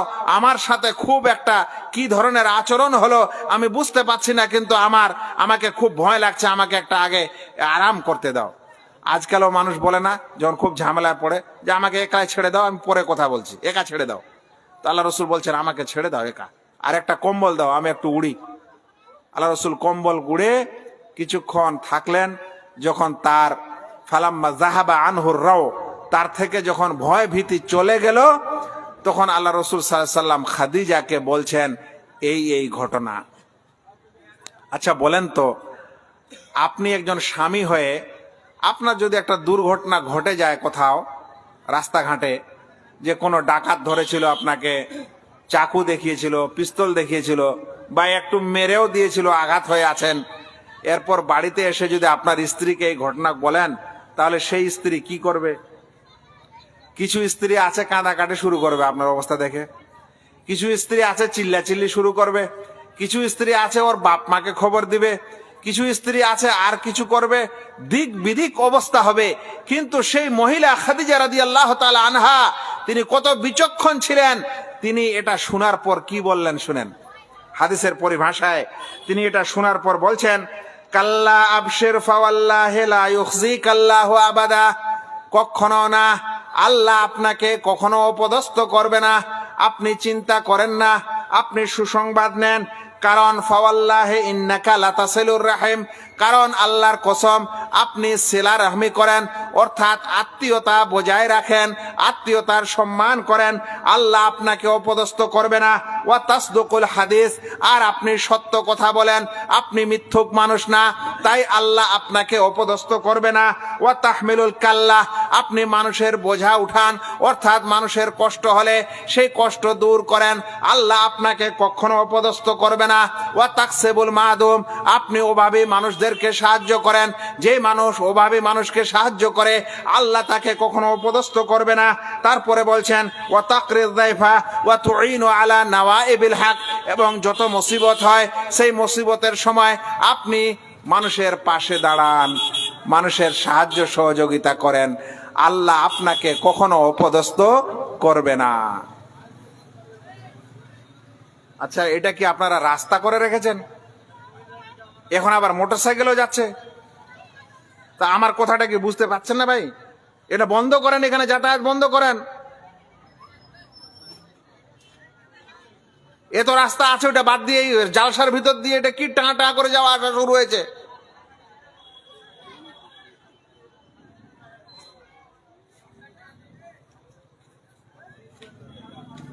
আল্লাহু আকবার। এই জন্য বলছিলাম যে আমরা যদি আমাদের নবীর মহব্বত ও ভালোবাসা স্বয়ং না করি, না জানি, তাহলে আর কাকে দিয়ে করবেন বলেন? আল্লাহু আকবার। আমি বলতে পারি না ভাই, আমি ক্লাসেও বলি না, বাচ্চা কাচ্চা কথা বলা বলি হলে আমার দ্বারা কথা হয় না। সব শান্ত থাকে, সুন্দর করে কথা বলা যায়, কারণ আমিও শুনি, ওদের আর শোনাই, নাহলে হয় না। যাক, কি কথা বলছিলাম যেন, হ্যাঁ, এবার রাসূল করিম সাল্লাল্লাহু আলাইহি ওয়াসাল্লামকে খাদিজা রাদিয়াল্লাহু তাআলা আনহা বলছেন আল্লাহ আপনাকে অপদস্থ করবে না, কিন্তু আপনাকে আমি এই যুগের সবচেয়ে বড় পণ্ডিত আমার চাচা ওয়ারাকা বিন নওফলের কাছে নিয়ে যাব। এটা ছিল সেই যুগের নাসরানি খ্রিস্টানদের পণ্ডিত। আচ্ছা বলেন তো, কত বিচক্ষণ মহিলা হলে এই সিদ্ধান্ত নিতে পারে? নিজে তো বললো যে আল্লাহ আপনাকে অপদস্থ করবে না, এবার দ্বিতীয় পদক্ষেপ হচ্ছে যে এই যুগের সবচেয়ে জ্ঞানী মানুষের কাছে আপনাকে কালকে নিয়ে যাব এবং ওর কাছে শুনবো, এই ঘটনাটা বলবেন, উনি বলবেন যে ব্যাপারটা কি। আর আজকালে আপনাদের যদি একটা ফতোয়া নেওয়ার দরকার হয় তো কোথায় যান? ফতোয়া নেওয়ার যদি দরকার হয় তো কোথায় যান? যদি বলা হয় যে 10 কিলোমিটার বাড়ি দূরে আছে অমুক মৌলানা সাহেব, অমুক শেখ, যান ওনার বাড়িতে যান, ওনার সঙ্গে দেখা করে ফতোয়াটা নিয়ে আসেন। আজকাল মোবাইলের যুগ, লাগিয়ে দিল এটা। এখন মৌলানা ওখানে কি অবস্থায় আছেন না আছে, দিল টান। আর যদি ফের আপনি ভালো করে মৌলানা কথা না, এর ফতোয়া নেওয়া যাবে না, এই তো কোথায় বলে না ভালো করে। আমি মোবাইলে ভালো করে কথা বলতে পারি না, জানেন, আমি মোবাইলে ভালো করে কথা বলতে পারি না। আমাকে ওই মোবাইলের ডিস্টার্ব, নেটওয়ার্কের ডিস্টার্ব, বাইরের টিঁটা পিঁপা, যে প্রশ্ন করছে ওর প্রশ্ন আধা শোনা যাচ্ছে, আধা শোনা যায় না। হয় মোটর সাইকেলে আছেন, নাহলে বাজারে আছেন, নাহলে ঘুমাচ্ছিলেন, নাহলে ঘুম থেকে উঠেছেন, হাজারো সমস্যা। আমি পারি না কথা বলতে, আমি ভালো করে পারি না। এখন আপনি কি করবেন? দোষ দেন আমাকে। কথা হলো যে খাদিজা রাদিয়াল্লাহু তাআলা আনহা কত বিচক্ষণ ছিলেন, তিনি বলছেন এই যুগের শ্রেষ্ঠ জ্ঞানী ব্যক্তি তার কাছে চলো সকালে। আল্লাহ রসুল সাল্লাল্লাহু আলাইহি সাল্লামকে নিয়ে গেছেন ওয়ারাকা বিন নওফালের কাছে। তিনি একটা এমন ব্যক্তিত্ব যে সেই যুগে তিনি এই যে ইনজিল যে ভাষাতে ছিল সেই ভাষাটাকে ট্রান্সলেট করে আরবি করতেন, এতখানি পণ্ডিত, আর খ্রিস্টানদের যোগ্য পণ্ডিত। তার কাছে নিয়ে যাওয়ার পর খাদিজা রাদিয়াল্লাহু তাআলা আনহা বলছেন যে শুনেন তো আপনার ভাতিজার কাছে কি ঘটনা। তখন তিনি ঘটনাটা শুনলেন, শোনার পর বলছেন যে এটা তো ওই জিনিসই যেটা মূসার কাছে এসেছিল। কথাটার মানে কি হলো?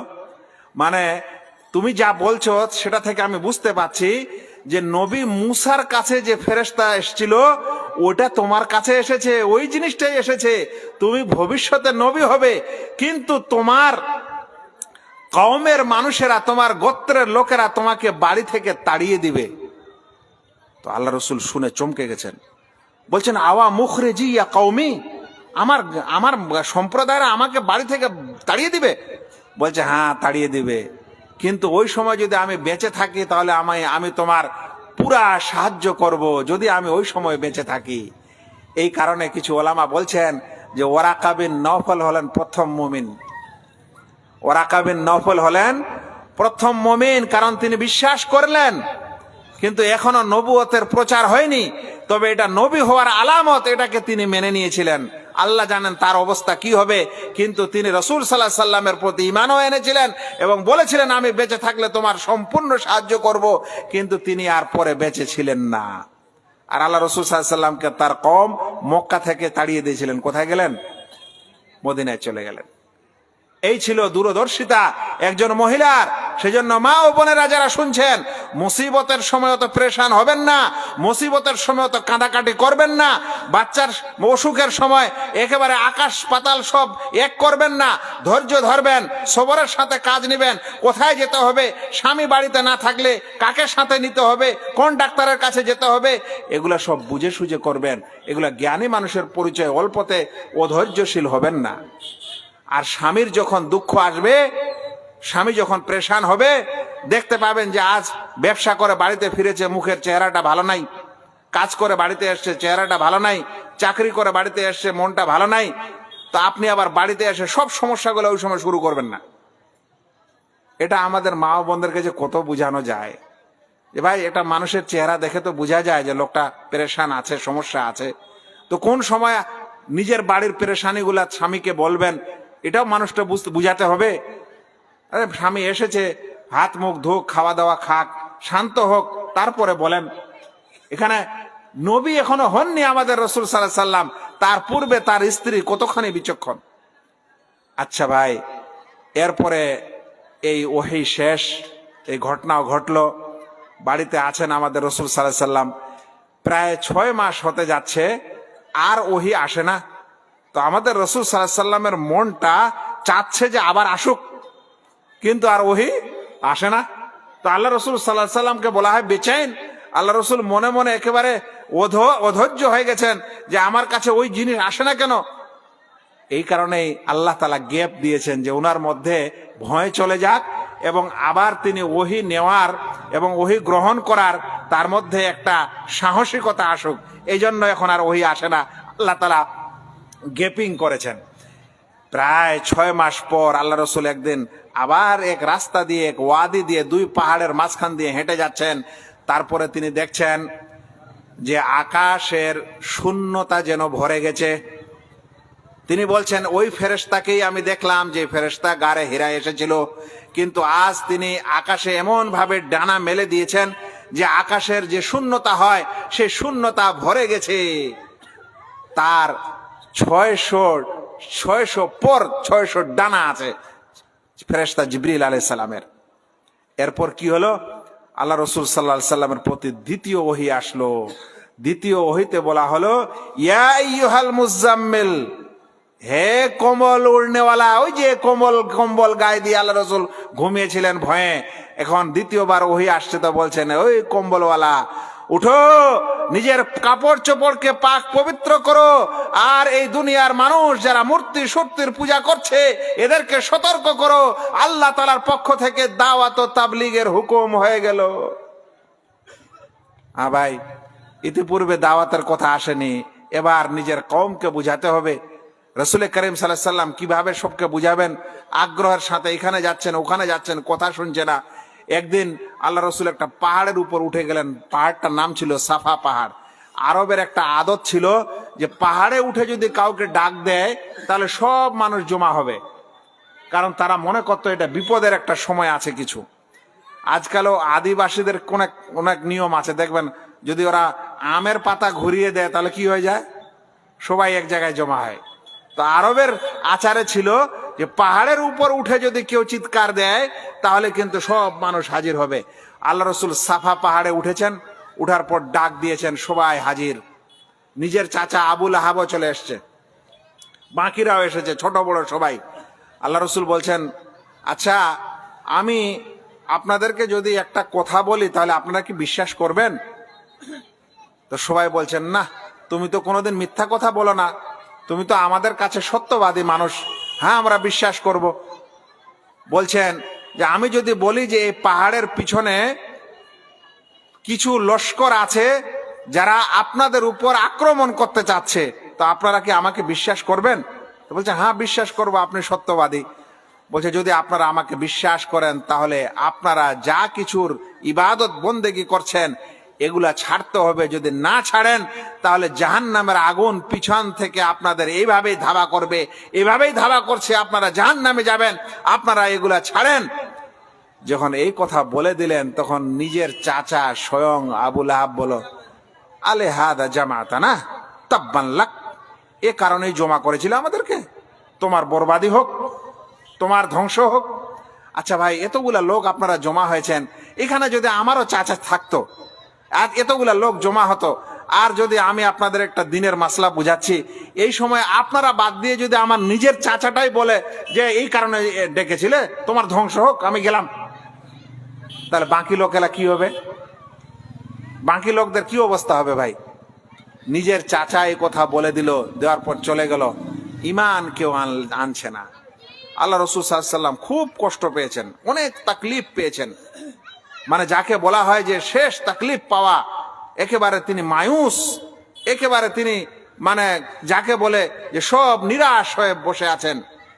আল্লাহ তাআলা তখন আকাশ থেকে আবার ওহী অবতীর্ণ করছেন আল্লাহ রসুলকে তাসাল্লি দেওয়ার জন্য, আল্লাহ রসুল সাল্লাল্লাহু আলাইহি ওয়াসাল্লামকে সান্ত্বনা দেওয়ার জন্য।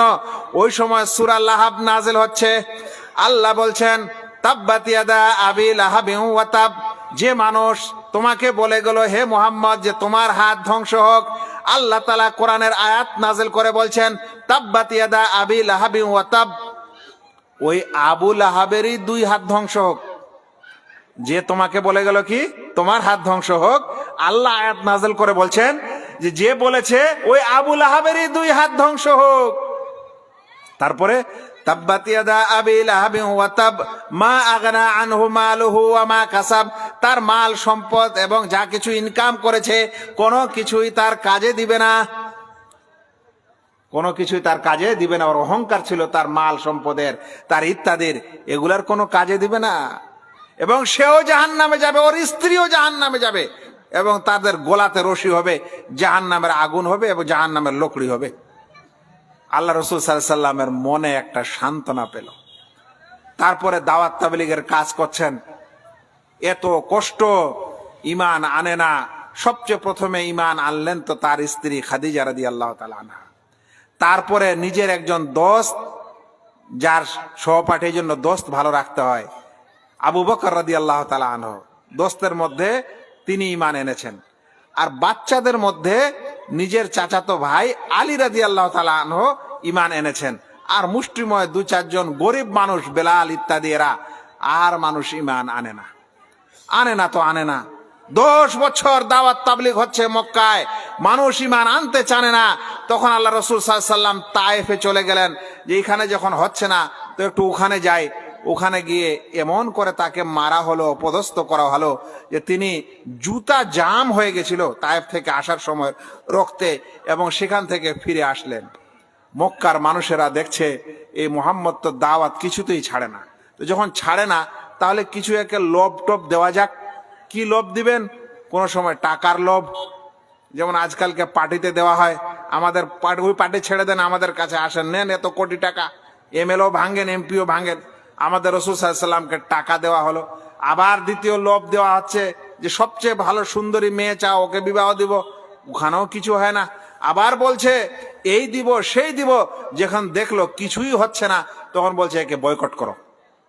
একে কি করো? একে বয়কট করো। মক্কার নিজের পাড়া প্রতিবেশীর মানুষেরা, আত্মীয় স্বজনেরা আল্লাহ রাসূল সাল্লাল্লাহু আলাইহি ওয়াসাল্লামকে নিজের বাড়ি থেকে বের করে 3 বছর শিআবে আবি তালেবের নামে এক স্থানে তাকে বয়কট করে দিল। এই সময় কথা বলা হয়েছে এই মুসলিম ভাইয়েরা যারা বয়কট ছিল তারা চামড়া পর্যন্ত খেয়েছে, চামড়া, খাওয়ার কিছু পায়নি, পাতা খেয়েছে, গাছের পাতা আর চামড়া। ওই সকল মুসলমানের মাধ্যমে ইসলাম পেয়েছেন ভাইয়েরা, ওই নবীর মাধ্যমে ইসলাম পেয়েছেন। দরদ নাই, তার কোনো অধিকার হক আমাদের উপর নাই। এরপর এই ঘটনা যখন ঘটে গেল, দেখছে তাও হয় না, এরপরও কিছু হয় না, তাও দাওয়াত চলছে। তখন মক্কার লোকেরা বলল তাহলে এখন একে হত্যাই করতে হবে, একে দুনিয়া থেকে বিদায় করতে হবে, না হলে আর হবে না। যেদিন বিদায় করার মানে রাসূল সাল্লাল্লাহু আলাইহি ওয়াসাল্লামকে হত্যা করার, মার্ডার করার সম্পূর্ণ পরিকল্পনা হয়ে গেল, আল্লাহ তাআলা আমাদের নবীকে বলে দিলেন যে আজ তুমি হিজরত করো, তোমার দেশ ছাড়ো। আল্লাহ রাসূল সাল্লাল্লাহু আলাইহি ওয়াসাল্লাম নিজের বিছানায় তার ওই চাচাতো ভাই আলী রাদিয়াল্লাহু তাআলা আনহুকে শুইয়ে দিলেন। দেওয়ার পর রাতের অন্ধকারেই তিনি বেরিয়ে গেলেন। কিন্তু যখন হিজরত করতে বের হলেন তখন হিজরতের এই রাস্তা, মক্কা থেকে মদিনা যে যেতে হবে, এই রাস্তা তিনি চিনেন না। সেজন্য একজন ব্যক্তিকে তিনি রাস্তা চেনার জন্য নিলেন সাহায্যকারী হিসাবে। ওটা কিন্তু একজন অমুসলিম ছিল। কি ছিল? ও মুসলিম একজন মক্কার মানুষ, তাকে সাথে নিলেন। আবু বকর ছিলেন সাথে, আর ওই ব্যক্তিকে নিলেন যে আমাকে রাস্তা চিনিয়ে দাও, কোথায় কোথায় দিয়ে মক্কা যেতে হবে। এবার মক্কায় বের হলেন, আবার পিছন থেকে এরা ধাবা করলো যে মুহাম্মদ তো নাই, এ তো আলী শুতে আছে, আলী শুয়ে আছে, তাহলে মক্কা মুহাম্মদ পালিয়েছে, তাহলে ধরো। উট, 100 উটের এনাম পুরস্কার রেখে দিল। চারিদিকে দৌড়াদৌড়ি, গাড়ে শহরে রাসূল করিম সাল্লাল্লাহু আলাইহি ওয়াসাল্লাম স্থান নিয়েছেন। সবকিছু দেখে ঘোরাঘুরির পর পালিয়ে আসলো। আল্লাহ রাসূল সাল্লাল্লাহু আলাইহি ওয়াসাল্লাম হিজরত করে মদিনায় চলে গেলেন।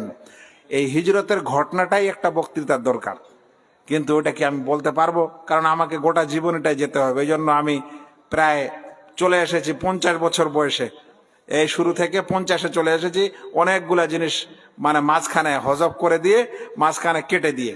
এবার রাসূল করিম সাল্লাল্লাহু আলাইহি ওয়াসাল্লাম মদিনায় পৌঁছে গেলেন। ভাইরা, যখন মদিনায় পৌঁছে গেলেন আল্লাহ রাসূল সাল্লাল্লাহু আলাইহি ওয়াসাল্লাম, ওই বছরটাকে, ওই বছর থেকে হিজরি সন ধরা হয়। আমরা যে বলি এখন 1446 হিজরি, তো ওটা ছিল হিজরতের প্রথম বছর। ওই বছর থেকে হিজরতের গণনা শুরু হয়। ভাইয়েরা, আপনারা যদি এখন প্রত্যেকটা হিজরতের বছরের ঘটনা শুনতে চান তাহলে অসংখ্য ঘটনা প্রত্যেক হিজরতের বছরে আছে। আমি শুধু একটা হিজরতের বছরের কিছু ঘটনা বলে দিই, বাকিগুলা আর আমি বলতে পারবো না। প্রথম হিজরতের বছরে তিনি যখন মক্কা থেকে মদিনায় আসলেন, তখন তিনি সবচেয়ে প্রথমে মদিনার প্রথম বাসিন্দা কুবা। কুবা হলো মদিনায় ঢোকার একটা বিশেষ পাড়া, এখনো মদিনা শহর নয়, শহরের কাছের একটা পাড়া। ওই কুবার কাছে আল্লাহ রাসূল সাল্লাল্লাহু আলাইহি ওয়াসাল্লাম ওখানে আসলেন। আসার পর ওখানে একটা মসজিদও নির্মাণ করলেন। তারপর সেখান থেকে তিনি এখন মদিনার ভিতরে প্রবেশ করলেন। মদিনার ভিতরে যখন প্রবেশ করলেন, কয়েকদিন পর যার বাড়িতে আশ্রয় নিলেন তার নাম হলো আবু আইয়ুব আল আনসারী রাদিয়াল্লাহু তাআলা আনহু। এইখানে স্থান নেওয়ার পর সবচেয়ে প্রথমে আল্লাহ রাসূল সাল্লাল্লাহু আলাইহি ওয়াসাল্লাম তিনি নিজের এই মসজিদে নববী তৈরি করলেন। যেই মসজিদ এখনো আছে, এই মসজিদে মানুষ একবার নামাজ পড়লে অন্যান্য স্থানে 1000 বার নামাজ পড়ার সওয়াব পায়। সেই মসজিদে নববী নির্মাণ করলেন। নির্মাণ করার ঘটনা অনেক। 2 জন ইতিম বাচ্চার জমি ছিল, আল্লাহ রাসূল সাল্লাল্লাহু আলাইহি ওয়াসাল্লাম তাদের কাছ থেকে জমিটা কিনলেন। তারা বলল না আমরা এমনি দিব। আল্লাহ রাসূল বলছেন না না, আমি পয়সা দিয়ে কিনবো, আমি এমনি নিব না। তিনি এই পয়সা দিয়ে জমি কিনলেন এবং নিজের জন্য কয়েকটা রুম তৈরি করলেন। এই মসজিদটা কিসের ছিল? মসজিদের পিলারগুলি ছিল খেজুরের টন, খেজুর গাছ হয় না, ওই খেজুরের গাছটাই পিলার, আর উপরটা ছিল ওই খেজুরের যে আপনাদের ডালগুলা হয়, সেই খেজুরের ডাল, খেজুরের পাতা আর কাঁচা মাটি দিয়ে এটা ছিল ছাদ। প্রায় 100 গজ বাই 100 গজ এটা রাসূল সাল্লাল্লাহু আলাইহি সাল্লামের মসজিদ তৈরি হলো। ভাইরা, এই বছরে আল্লাহ রসুল সাল্লাল্লাহু আলাইহি সাল্লাম যায়েদ বিন হারেসাকে প্রেরণ করেছিলেন আর আবু রাফেকে প্রেরণ করেছিলেন, কারণ আল্লাহ রসুল সাল্লাল্লাহু আলাইহি সাল্লাম নিজে চলে এসেছিলেন, কিন্তু নিজের মেয়ে, যার নাম ছিল, একজনের ছিল নিজের মেয়ে, যা তার মেয়ে এবং আল্লাহ রসুল সাল্লাল্লাহু আলাইহি সাল্লামের স্ত্রী, এরা যারা হিজরত করার সময় রসুল সাল্লাল্লাহু আলাইহি সাল্লামের সাথে আসেনি, তাদেরকে নিতে আবার মক্কায় পাঠিয়েছিলেন যে যাও মক্কা থেকে তাদেরকে নিয়ে আসো। আবার রবিউল আখর মাসে, এই মাসে নামাজ 2 রাকাত বেশি করা হয়েছিল। এটা কি ঘটনা? এটা ঘটনা হলো শুরুর যুগে নামাজ মাত্র 2 রাকাত ছিল। তারপরে এই বছর প্রথম 2 রাকাত নয়, 2 রাকাত নামাজ সফরের জন্য রাখা হলো, আর যারা মুকিম থাকবে তাদের জন্য নামাজ 4 রাকাত করে দেওয়া হলো। যেমন জোহরের নামাজ, আসরের নামাজ, এশার নামাজ, মাগরিবের নামাজ 3 রাকাত, আর ফজরের 2 রাকাতই থাকলো। বাকি 2 রাকাত নামাজ পড়ার সিস্টেম এটা সফরের সময় থাকলো, মুকিম অবস্থায় এই বেশি হয়ে গেল। এই বছরে আর যে ঘটনা ঘটলো সেটা হলো এই বছরে আজান শুরু হলো। ইতিপূর্বে ভাই আজান ছিল না। প্রথমে যখন নামাজ শুরু হলো, তো সাহাবায়ে কেরামরা কিভাবে নামাজ পড়বেন এসে পরামর্শ করছেন যে আল্লাহ রসুল কি করা যায়। তো কেউ পরামর্শ দিচ্ছে আল্লাহ রসুল একটা আগুন জ্বালিয়ে দিব, তাহলে আগুনটা যখন উঠবে উপরে তো গ্রামের সব মানুষ জানতে পারবে যখন নামাজের সময় হয়েছে, তাহলে চলে আসবে সবাই। আরেকজন পরামর্শ দিচ্ছে যে আল্লাহ রসুল একটা ঘন্টা বাজাবো, যেমন নাসারারা বাজায়, তাহলে সবাই শুনতে পাবে, নামাজ পড়তে চলে আসবে। আরেকজন বলছে আল্লাহ রসুল একটা সিংহায় ফুক পার দিব, ওই যে আজকালকার মুসলিমরা যে ওই যে পূজার সময় যে ফুঁ দেয় না, এটা কি বাঁশির মতো জিনিসে, বলছে ওরকম জিনিস দিয়ে একটা আওয়াজ দিব। আর কেউ বলছে আল্লাহ রসুল নামাজের আগে একটা মানুষকে গ্রামে পাঠিয়ে দিব, চিৎকার করে বলবে যে নামাজের সময় হয়েছে, নামাজের সময় হয়েছে। এরকম কথা হচ্ছে, আজান এখনো আসেনি। এই সময় উমর রাদিয়াল্লাহু তাআলা আনহু স্বপ্নে আজান দেখেছিলেন যে একজন ব্যক্তি আজান দিচ্ছে, আল্লাহু আকবার আল্লাহু আকবার করে সম্পূর্ণ আজান। এই আজানটা যখন শুনলেন উমর রাদিয়াল্লাহু তাআলা আনহু, আরো কয়েকজন সাহাবী একই স্বপ্ন দেখেছে। সকাল হয়েছে, চাদরটা ঘেঁষড়ে যাচ্ছে, উমর রাদিয়াল্লাহু তাআলা আনহু আল্লাহ রাসূল সাল্লাল্লাহু আলাইহি সাল্লামের কাছে দৌড়াচ্ছেন এই স্বপ্ন শোনানোর জন্য। আল্লাহ রসুল সাল্লাল্লাহু আলাইহি সাল্লামের কাছে উপস্থিত হয়ে বলছেন, আল্লাহ রসুল একটা স্বপ্ন দেখেছি। বলছে কি স্বপ্ন দেখেছো বলো? বলছে আমি স্বপ্ন দেখেছি এরকম এরকম। এই আজানটা পুরা শোনাচ্ছেন। আল্লাহ রসুল তখন বললেন, পাশে ছিল বেলাল, বলছে এই বেলাল উঠো, আজান দাও, যেভাবে উমর বলছে এভাবে আজান দাও। তখন থেকে ইসলামে এই আজান আবিষ্কার হয়েছে, আর তখন থেকে আজান চলছে। এই আজান হয় ইসলামের শিয়ার, ইসলামের প্রতীক। যেই জনবসতিতে আজান হয় না, সেই জনবসতির সঙ্গে যুদ্ধ করা জায়েজ হয়ে যায়। এই আজান একটা এমন জিনিস, আজান একটা ইসলামের এমন বিধান যে মানুষ যদি ওই আজান শুনে, আজান শোনার পর আজানের জবাব দেয়, তো আল্লাহ রসুল সাল্লাল্লাহু আলাইহি সাল্লাম বলছেন যখন ইমামের মুয়াজ্জিনের লাস্ট কথাটি হবে লা ইলাহা ইল্লাল্লাহ, আর আজানের জবাবদাতারও লাস্ট কথাটি হবে লা ইলাহা ইল্লাল্লাহ, তো সে ব্যক্তি জান্নাতে চলে গেল। আজকাল আজানের এদিকে হচ্ছে আর আমরা মোটরসাইকেলটা ওই সময় খুব স্টার্ট দিচ্ছি। একদিকে আজান হচ্ছে, ওই সময় আমাদের হেডফোনটা গান শুনছে, হেডফোন কানে লাগিয়ে গান চলছে আমাদের। আজান হচ্ছে, মহিলাদের গোল টেবিলটা ওই সময় আরো বেশি, ওই সময় গীবত গুজবটা আরো বেশি। আজান হচ্ছে, কুদালাফাটা বেশি। আজানের সময় 3টি কাজ করবেন ভাইরা, মাত্র 3 থেকে 4 মিনিট। এই 3 থেকে 4 মিনিটে 3টা আমল করবেন, শুনে নেন আপনার লাভ কি। প্রথম লাভটা বললাম, রাসূল করিম সাল্লাল্লাহু আলাইহি সাল্লাম বলেছেন, ইযা সামি'তুমুল মুয়াজ্জিনা ফাকুলু মিসলা মা ইয়াকুলুল মুয়াজ্জিন, যখন তোমরা আজান শুনবে তখন ওই রকমই বলবে যেরকম মুয়াজ্জিন বলে। শুধুমাত্র হাইয়া আলাস সালাহ এবং হাইয়া আলাল ফালার জায়গায় লা হাওলা ওয়ালা কুওয়াতা ইল্লা বিল্লাহ বলবে। অতঃপর তুমি যখন মুয়াজ্জিনের লাস্ট বাক্যটা শুনবে লা ইলাহা ইল্লাল্লাহ, আর তুমিও জবাব হিসাবে বলবে লা ইলাহা ইল্লাল্লাহ, তো সে ব্যক্তি দাখালাল জান্নাহ, সে ব্যক্তি জান্নাত চলে গেল। এই জন্য বলেন তো আজানের জবাবটা দিতে আপনাকে 2 থেকে 3 মিনিট সময় লাগবে, আর আপনি যদি জান্নাত পান তো এর চাইতে ভালো আমল আর কি হবে? এবার দ্বিতীয় আমলটি করবেন, আজান শোনার পর দরুদ পাঠ করবেন। একটু আগে শুরুতে বলেছিলাম আল্লাহ রাসূল সাল্লাল্লাহু আলাইহি ওয়াসাল্লাম বলেছেন, যে ব্যক্তি আমার উপরে একবার দরুদ পাঠ করে আল্লাহ তাআলা তার উপর 10টি রহমত পাঠিয়ে দেন। জান্নাতে চলে গেলেন, 10টি রহমত পেয়ে গেলেন। কয় মিনিট?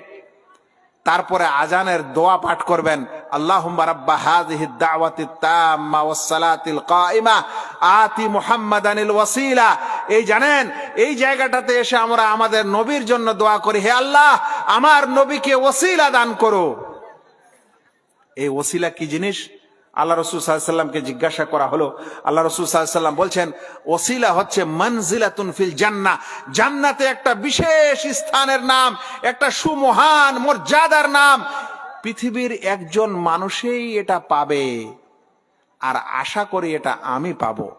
তাই কোন মানুষ যদি আমার জন্য ওসিলার দোয়া করে, হাল্লাত লাহু শাফাআতি ইয়াউমাল কিয়ামাহ, তাহলে সেই ব্যক্তির জন্য কিয়ামতের দিনে সুপারিশ করা আমার উপর ওয়াজিব হয়ে যাবে।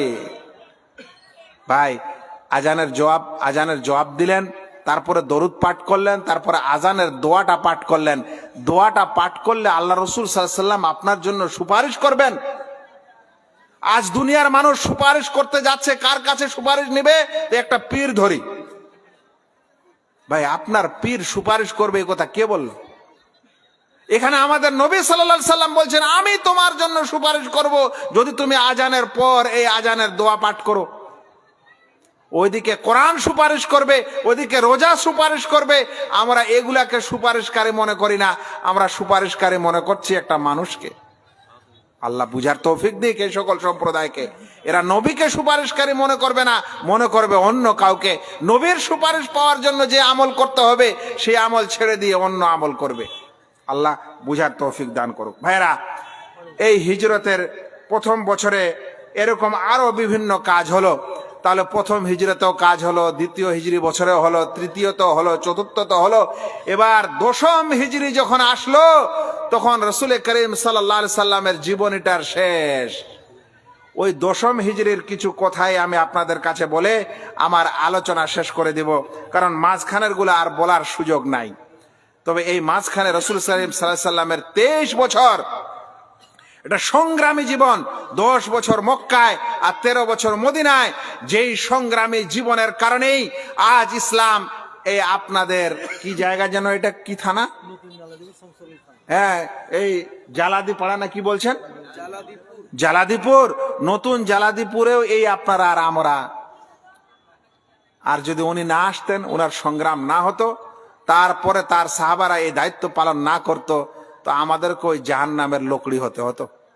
আর মুসলমান হওয়ার পরেও যদি নবীর হক না চিনি আর কথা না মানি, তাহলে জাহান্নাম আরো যেতে হবে, উপায় নেই। আমি বলছিলাম যে আল্লাহ রাসূল সাল্লাল্লাহু আলাইহি সাল্লামের এই বিরাট সংগ্রামী জীবন, যেটা একটা জালসায় কোনোদিন বলা যায় না, একটা পাঠ বলা যেতে পারে। আমাকে কোনোদিন আলোচনা দিলে একটা অংশ দিবেন যে রাসূল সাল্লাল্লাহু আলাইহি সাল্লামের শৈশবকাল বা যৌবনকাল, বা রাসূল সাল্লাল্লাহু আলাইহি সাল্লামের অভিযান, যুদ্ধ যেগুলো তিনি করেছেন, বা রাসূল সাল্লাল্লাহু আলাইহি সাল্লামের ধরে নেন যে তার স্ত্রীদের সাথে তার জীবন, কিংবা রাসূল সাল্লাল্লাহু আলাইহি সাল্লামের মসজিদের জীবন, রাসূল এভাবে একটা পাঠ দিবেন, তাহলে আমি ওটা ভালো করে আপনাকে বুঝাতে পারি। গোটা জীবনে দিলে তো মুশকিল। এই যে বলছিলাম যে মাঝখানে সব ছাড়লাম, কারণ এখন আবার সময়ের কারণে বাকিগুলা বলতে হবে। দশম হিজরি শুরু হলো, আল্লাহ রসুল 11তম হিজরিতে মারা গেছেন। এখন দশম হিজরিতে রাসূল সাল্লাল্লাহু আলাইহি সাল্লামের সাথে কি ঘটেছিল? 1 নম্বর শুনেন, এই দশম হিজরিতে একটি সূরা অবতীর্ণ হলো, যে সূরাটা হয়তো আপনারা সকলে জানেন। আল্লাহ রাসূল সাল্লাল্লাহু আলাইহি সাল্লামের উপর অবতীর্ণ হয়েছিল, ইযা জাআ নাসরুল্লাহি ওয়াল ফাত ওয়া রাআইতান নাসা ইয়াদখুলুনা ফি দীনিল্লাহি আফওয়াজা। হে মুহাম্মদ, যখন আল্লাহর মদদ চলে আসবে, আল্লাহর সাহায্য চলে আসবে, আর বিজয় চলে আসবে, আর মানুষদেরকে দেখবে যে তারা দলে দলে ইসলামে প্রবেশ করছে, তখন তুমি বেশি বেশি করে ইস্তেগফার করিও। এই সূরাতে ইশারা ছিল যে মানুষেরা যখন অধিক হারে ইসলাম গ্রহণ করবে আর বিজয় দেখবে, মানে মক্কা বিজয় হয়ে যাবে, যেই মক্কা থেকে তোমাকে তাড়ালো সেই মক্কা বিজয় হয়ে গেল, তখন তুমি ভেবে নিও তোমার জীবনটা শেষ দিকে, ওই সময় তুমি বেশি বেশি করে তসবিহ তাহলিল পাঠ করিও। বুঝতে পারছেন ভাই, এই সূরাটাতে রাসূল সাল্লাল্লাহু আলাইহি সাল্লামকে ইঙ্গিত দেওয়া হয়েছে। এই 10ম হিজরিতে রাসূল করিম সাল্লাল্লাহু আলাইহি সাল্লামের কাছে বিশ্ব থেকে বেশি বেশি করে ওয়াফদ ডেলিগেটস আসতে লাগলো। আল্লাহ রাসূল সাল্লাল্লাহু আলাইহি সাল্লামের ইসলাম চারিদিকে ছড়িয়ে গেছে, মানুষেরা জানতে পেরেছে, সবাই একটা করে টিম তৈরি করছে আর আল্লাহ রাসূল সাল্লাল্লাহু আলাইহি সাল্লামের কাছে উপস্থিত হচ্ছে, শুনতে আসছে যে ইসলাম কি জিনিস, যে ইসলাম আজ আরবে বিজয় লাভ করেছে, চারিদিকে জয় লাভ করেছে। যারা তাকে আজ অপদস্থ করেছিল, বাড়ি থেকে বের করেছিল, হত্যা করতে চেয়েছিল, তারাও আজ ইসলাম গ্রহণ করেছে। ইসলাম আরব থেকে বেরিয়ে মিশর চলে গেছে, বাহরাইন চলে গেছে, আরো কিছু দ্বীপে চলে গেছে, আবার ওইদিকে হাবশায় চলে গেছে, যেটাকে বর্তমানে ইথিওপিয়া বলা হয়। বিশ্বের মানুষেরা আল্লাহ রাসূল সাল্লাল্লাহু আলাইহি সাল্লামের কাছে আসতে লাগলো। এই সময় যেমন ওয়াফদে গামেদ, ওয়াফদে খাওলান, ওয়াফদে আরো কিছু আল হারেস, এ সকল কিছু আল্লাহ রাসূল সাল্লাল্লাহু আলাইহি সাল্লামের কাছে আসলো। অতঃপর আপনারা জানেন যে একটা ইসলামিক বছর শুরু হয় মুহররম মাস থেকে। তো মুহররম মাসে 10ম হিজরি শুরু হয়েছে। অতঃপর যখন রমজান মাস আসলো, তখন আল্লাহ রাসূল সাল্লাল্লাহু আলাইহি সাল্লাম ওই বছর 20 দিন ইতিকাফ করলেন। ইতিপূর্বে তিনি ইতিকাফ করতেন 10 দিন। আর এই 10ম হিজরিতে মৃত্যুর আগের বছর তিনি 20 দিন ইতিকাফ করলেন। আর ওই বছর আল্লাহ রাসূল সাল্লাল্লাহু আলাইহি সাল্লামের কাছে জিবরিল ফেরেশতা 2 বার কোরআন শুনলেন। ইতিপূর্বে প্রত্যেক রমজান মাসে একবার শুনতেন ও শোনাতেন আল্লাহ রাসূল সাল্লাল্লাহু আলাইহি সাল্লামের কাছে, কিন্তু মৃত্যুর বছর 2 বার কোরআন শরীফ শোনা হলো। আর কি ঘটলো? রাসূল সাল্লাল্লাহু আলাইহি সাল্লাম ইতিকাফ করলেন কতদিন? 20 দিন। ইতিপূর্বে করতেন কতদিন? 10 দিন। তারপর এই বছরে আরো একটি ঘটনা ঘটলো যে আল্লাহ রাসূল সাল্লাল্লাহু আলাইহি ওয়াসাল্লাম এই বছর বিদায়ী হজ করলেন। হজ এর আগের বছরেই কিন্তু ফরজ হয়ে গেছিল, কিন্তু আল্লাহ রাসূল সাল্লাল্লাহু আলাইহি সাল্লাম যেতে পারেননি। এবার এই 10ম হিজরিতে আল্লাহ রাসূল সাল্লাল্লাহু আলাইহি সাল্লাম বিদায়ী হজ করলেন এবং এই বছরে মক্কা বিজয় হলো। আর যখন তিনি বিদায়ী হজ করছিলেন, হজের সময় তিনি সাহাবাদেরকে বলছিলেন, খুযু আন্নী মানাসিকাকুম, খুযু আন্নী মানাসিকাকুম, এই হজের বিধানগুলি আমার থেকে জেনে নাও, শিখে নাও। আমি যেভাবে করছি সেভাবে তোমরা করতে থাকো, এই হজের বিধানগুলি তোমরা এইভাবে পালন করো। আল্লাহ রাসূল সাল্লাল্লাহু আলাইহি সাল্লাম তাকে শিক্ষা দিচ্ছেন। এইভাবে আরাফার ময়দানে আল্লাহ রাসূল সাল্লাল্লাহু আলাইহি ওয়াসাল্লাম জুমার দিনে উপস্থিত হয়েছেন। আল্লাহর পক্ষ থেকে কোরআনের একটি আয়াত অবতীর্ণ হচ্ছে, আল ইয়াউমা আকমালতু লাকুম দীনাকুম ওয়া আতমামতু আলাইকুম নি'মাতি ওয়া রাদিতু লাকুমুল ইসলাম দীনা। আজকের দিনে আমি তোমার এই দিনকে পূর্ণতা দান করলাম এবং আমার নিয়ামতকে তোমার উপর পরিপূর্ণ করে দিলাম এবং ইসলামকে এক দিন হিসাবে মেনে নিয়ে আমি রাজি হলাম। বলেন তো, এই আয়াতে কি ইশারা ইঙ্গিত নাই যে ইসলাম এখন কমপ্লিট, ইসলাম এখন শেষ, ইসলাম পূর্ণতা লাভ করেছে? মাশাআল্লাহ। এই আয়াত অবতীর্ণ হলো, রাসূল করিম সাল্লাল্লাহু আলাইহি ওয়াসাল্লাম বুঝতে পারছিলেন যে হয়তো জীবনের শেষ দিক শুরু হয়ে গেছে। এই বছরেই আর একটি অঘটন ঘটলো। আল্লাহ রাসূল সাল্লাল্লাহু আলাইহি সাল্লামের একজন সন্তান, যার নাম ছিল ইব্রাহিম। আল্লাহ রাসূল সাল্লাল্লাহু আলাইহি সাল্লামের কোনো ছেলে সন্তান যুবক হওয়া পর্যন্ত বেঁচে ছিলেন না, কিন্তু তার ছেলে সন্তান হয়েছিল। তার মধ্যে একটি সন্তানের নাম হচ্ছে ইব্রাহিম আলাইহিস সালাম। এই ইব্রাহিম এই বছর মারা গেল। আল্লাহ রাসূল সাল্লাল্লাহু আলাইহি সাল্লামের সন্তান পুত্র ইব্রাহিম সেই 10ম হিজরিতে মারা যাচ্ছে। আর এটাই সেই বছর ছিল যে বছরে সূর্যের গ্রহণ লাগলো, যেদিন ইব্রাহিম মারা গেল। যেদিন ইব্রাহিম মারা গেল সেদিন সূর্যে গ্রহণ লাগলো। তখন মক্কার মানুষেরা বলতে লাগলো যে আল্লাহর রসুলের ছেলে মারা গেছে বলে এই সূর্যে গ্রহণ লেগেছে।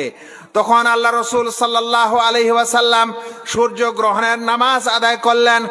আদায় করার পর খুতবা দিলেন। এই খুতবার দেওয়ার সময় তিনি স্পষ্টভাবে বললেন যে হে মানুষেরা, তোমরা জেনে রাখো যে এই সূর্য এবং চন্দ্র এটা হচ্ছে আল্লাহ তাআলার নিদর্শন। কোনো মানুষের মৃত্যুতে কিংবা কোনো মানুষের জন্ম হওয়াতে এই সূর্য গ্রহণ লাগে না, এটা আল্লাহ তাআলার নিদর্শন। এর মাধ্যমে আল্লাহ তাআলা তোমাদেরকে সতর্ক করতে চায়। মক্কার মানুষের আকীদা খারাপ, সেজন্য তারা ভাবছিল যে মুহাম্মদের পুত্র ইব্রাহিম মারা গেছে বলে সূর্যে গ্রহণ লেগেছে। আল্লাহ রাসূল সাল্লাল্লাহু আলাইহি সাল্লাম স্পষ্ট করে দিলেন যে না, সূর্যের গ্রহণ এই কারণে লাগেনি। এরপর 10ম হিজরি শেষ, 11তম হিজরি শুরু হলো। 11তম হিজরি মুহররম মাসে শুরু হয়, তারপরে দ্বিতীয় মাস হচ্ছে মুহররমের পর সফর মাস। এই সফর মাসে আল্লাহ রাসূল সাল্লাল্লাহু আলাইহি ওয়াসাল্লাম একদিন রাত্রিবেলা বাকিউল গারকাত, যেটা মদিনার কবরস্থান, সেখানে বের হলেন। হওয়ার পর রাত্রিবেলা দোয়া করে সেখান থেকে ফিরলেন। এরপর সফর মাসের শেষে একদিন আল্লাহ রাসূল সাল্লাল্লাহু আলাইহি সাল্লাম এক জানাজায় শরীক হলেন। জানাজা থেকে বাড়িতে আসার সময় তিনি অসুস্থ হয়ে গেলেন। তখন থেকে তার হালকা হালকা জ্বর শুরু হয়েছে। এবার সফর মাস যেমন যেমন বেশি, অথবা রবিউল আউয়াল মাস শুরু হয়ে গেল। এই রবিউল আল্লাহ রাসূল সাল্লাল্লাহু আলাইহি সাল্লাম এই 13 দিন অসুস্থ অবস্থায় ছিলেন মৃত্যুর আগে।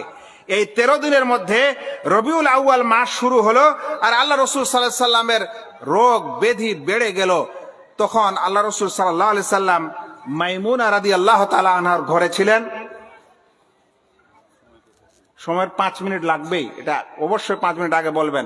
রাসূল সাল্লাল্লাহু আলাইহি সাল্লামের শেষ কথা চলছে, 5-7 মিনিট পরে শেষ হবে ইনশাআল্লাহ। এবার শুনেন, আল্লাহ রাসূল সাল্লাল্লাহু আলাইহি সাল্লাম মাইমুনার ঘরে ছিলেন। তখন আল্লাহ রাসূলের সব স্ত্রীরা বললেন যে আল্লাহ রাসূল আয়েশার ঘরে থাকার ইচ্ছা ব্যক্ত করছেন, তাই আয়েশার ঘরে আল্লাহ রাসূলকে পাঠিয়ে দেওয়া হলো। তিনি সেখানে তার শেষ স্থান বা শেষ জীবনের শেষ দিনগুলি সেখানে থাকলেন। এবার রবিউল আউয়াল মাসের মৃত্যুর 5 দিন পূর্বে কি ঘটলো? 5 দিন পূর্বে রাসূল করিম সাল্লাল্লাহু আলাইহি সাল্লাম একটি খুতবা দিলেন। সেই খুতবায় আনসারদের, মুহাজিরদের সবকে উপদেশ দেওয়ার পর একটি বড় উপদেশ দিয়েছিলেন। আল্লাহ রাসূল বলেছিলেন যে ওই সম্প্রদায়ের উপর অভিশাপ হোক, ইহুদি এবং খ্রিস্টানদের উপর অভিশাপ হোক, এরা নবীদের কবরকে মসজিদ বানায়। আল্লাহ রাসূল বুঝতে পেরেছিলেন আমি মারা যাব, হতে পারে মানুষেরা আমার কবরকে মসজিদ বানাবে।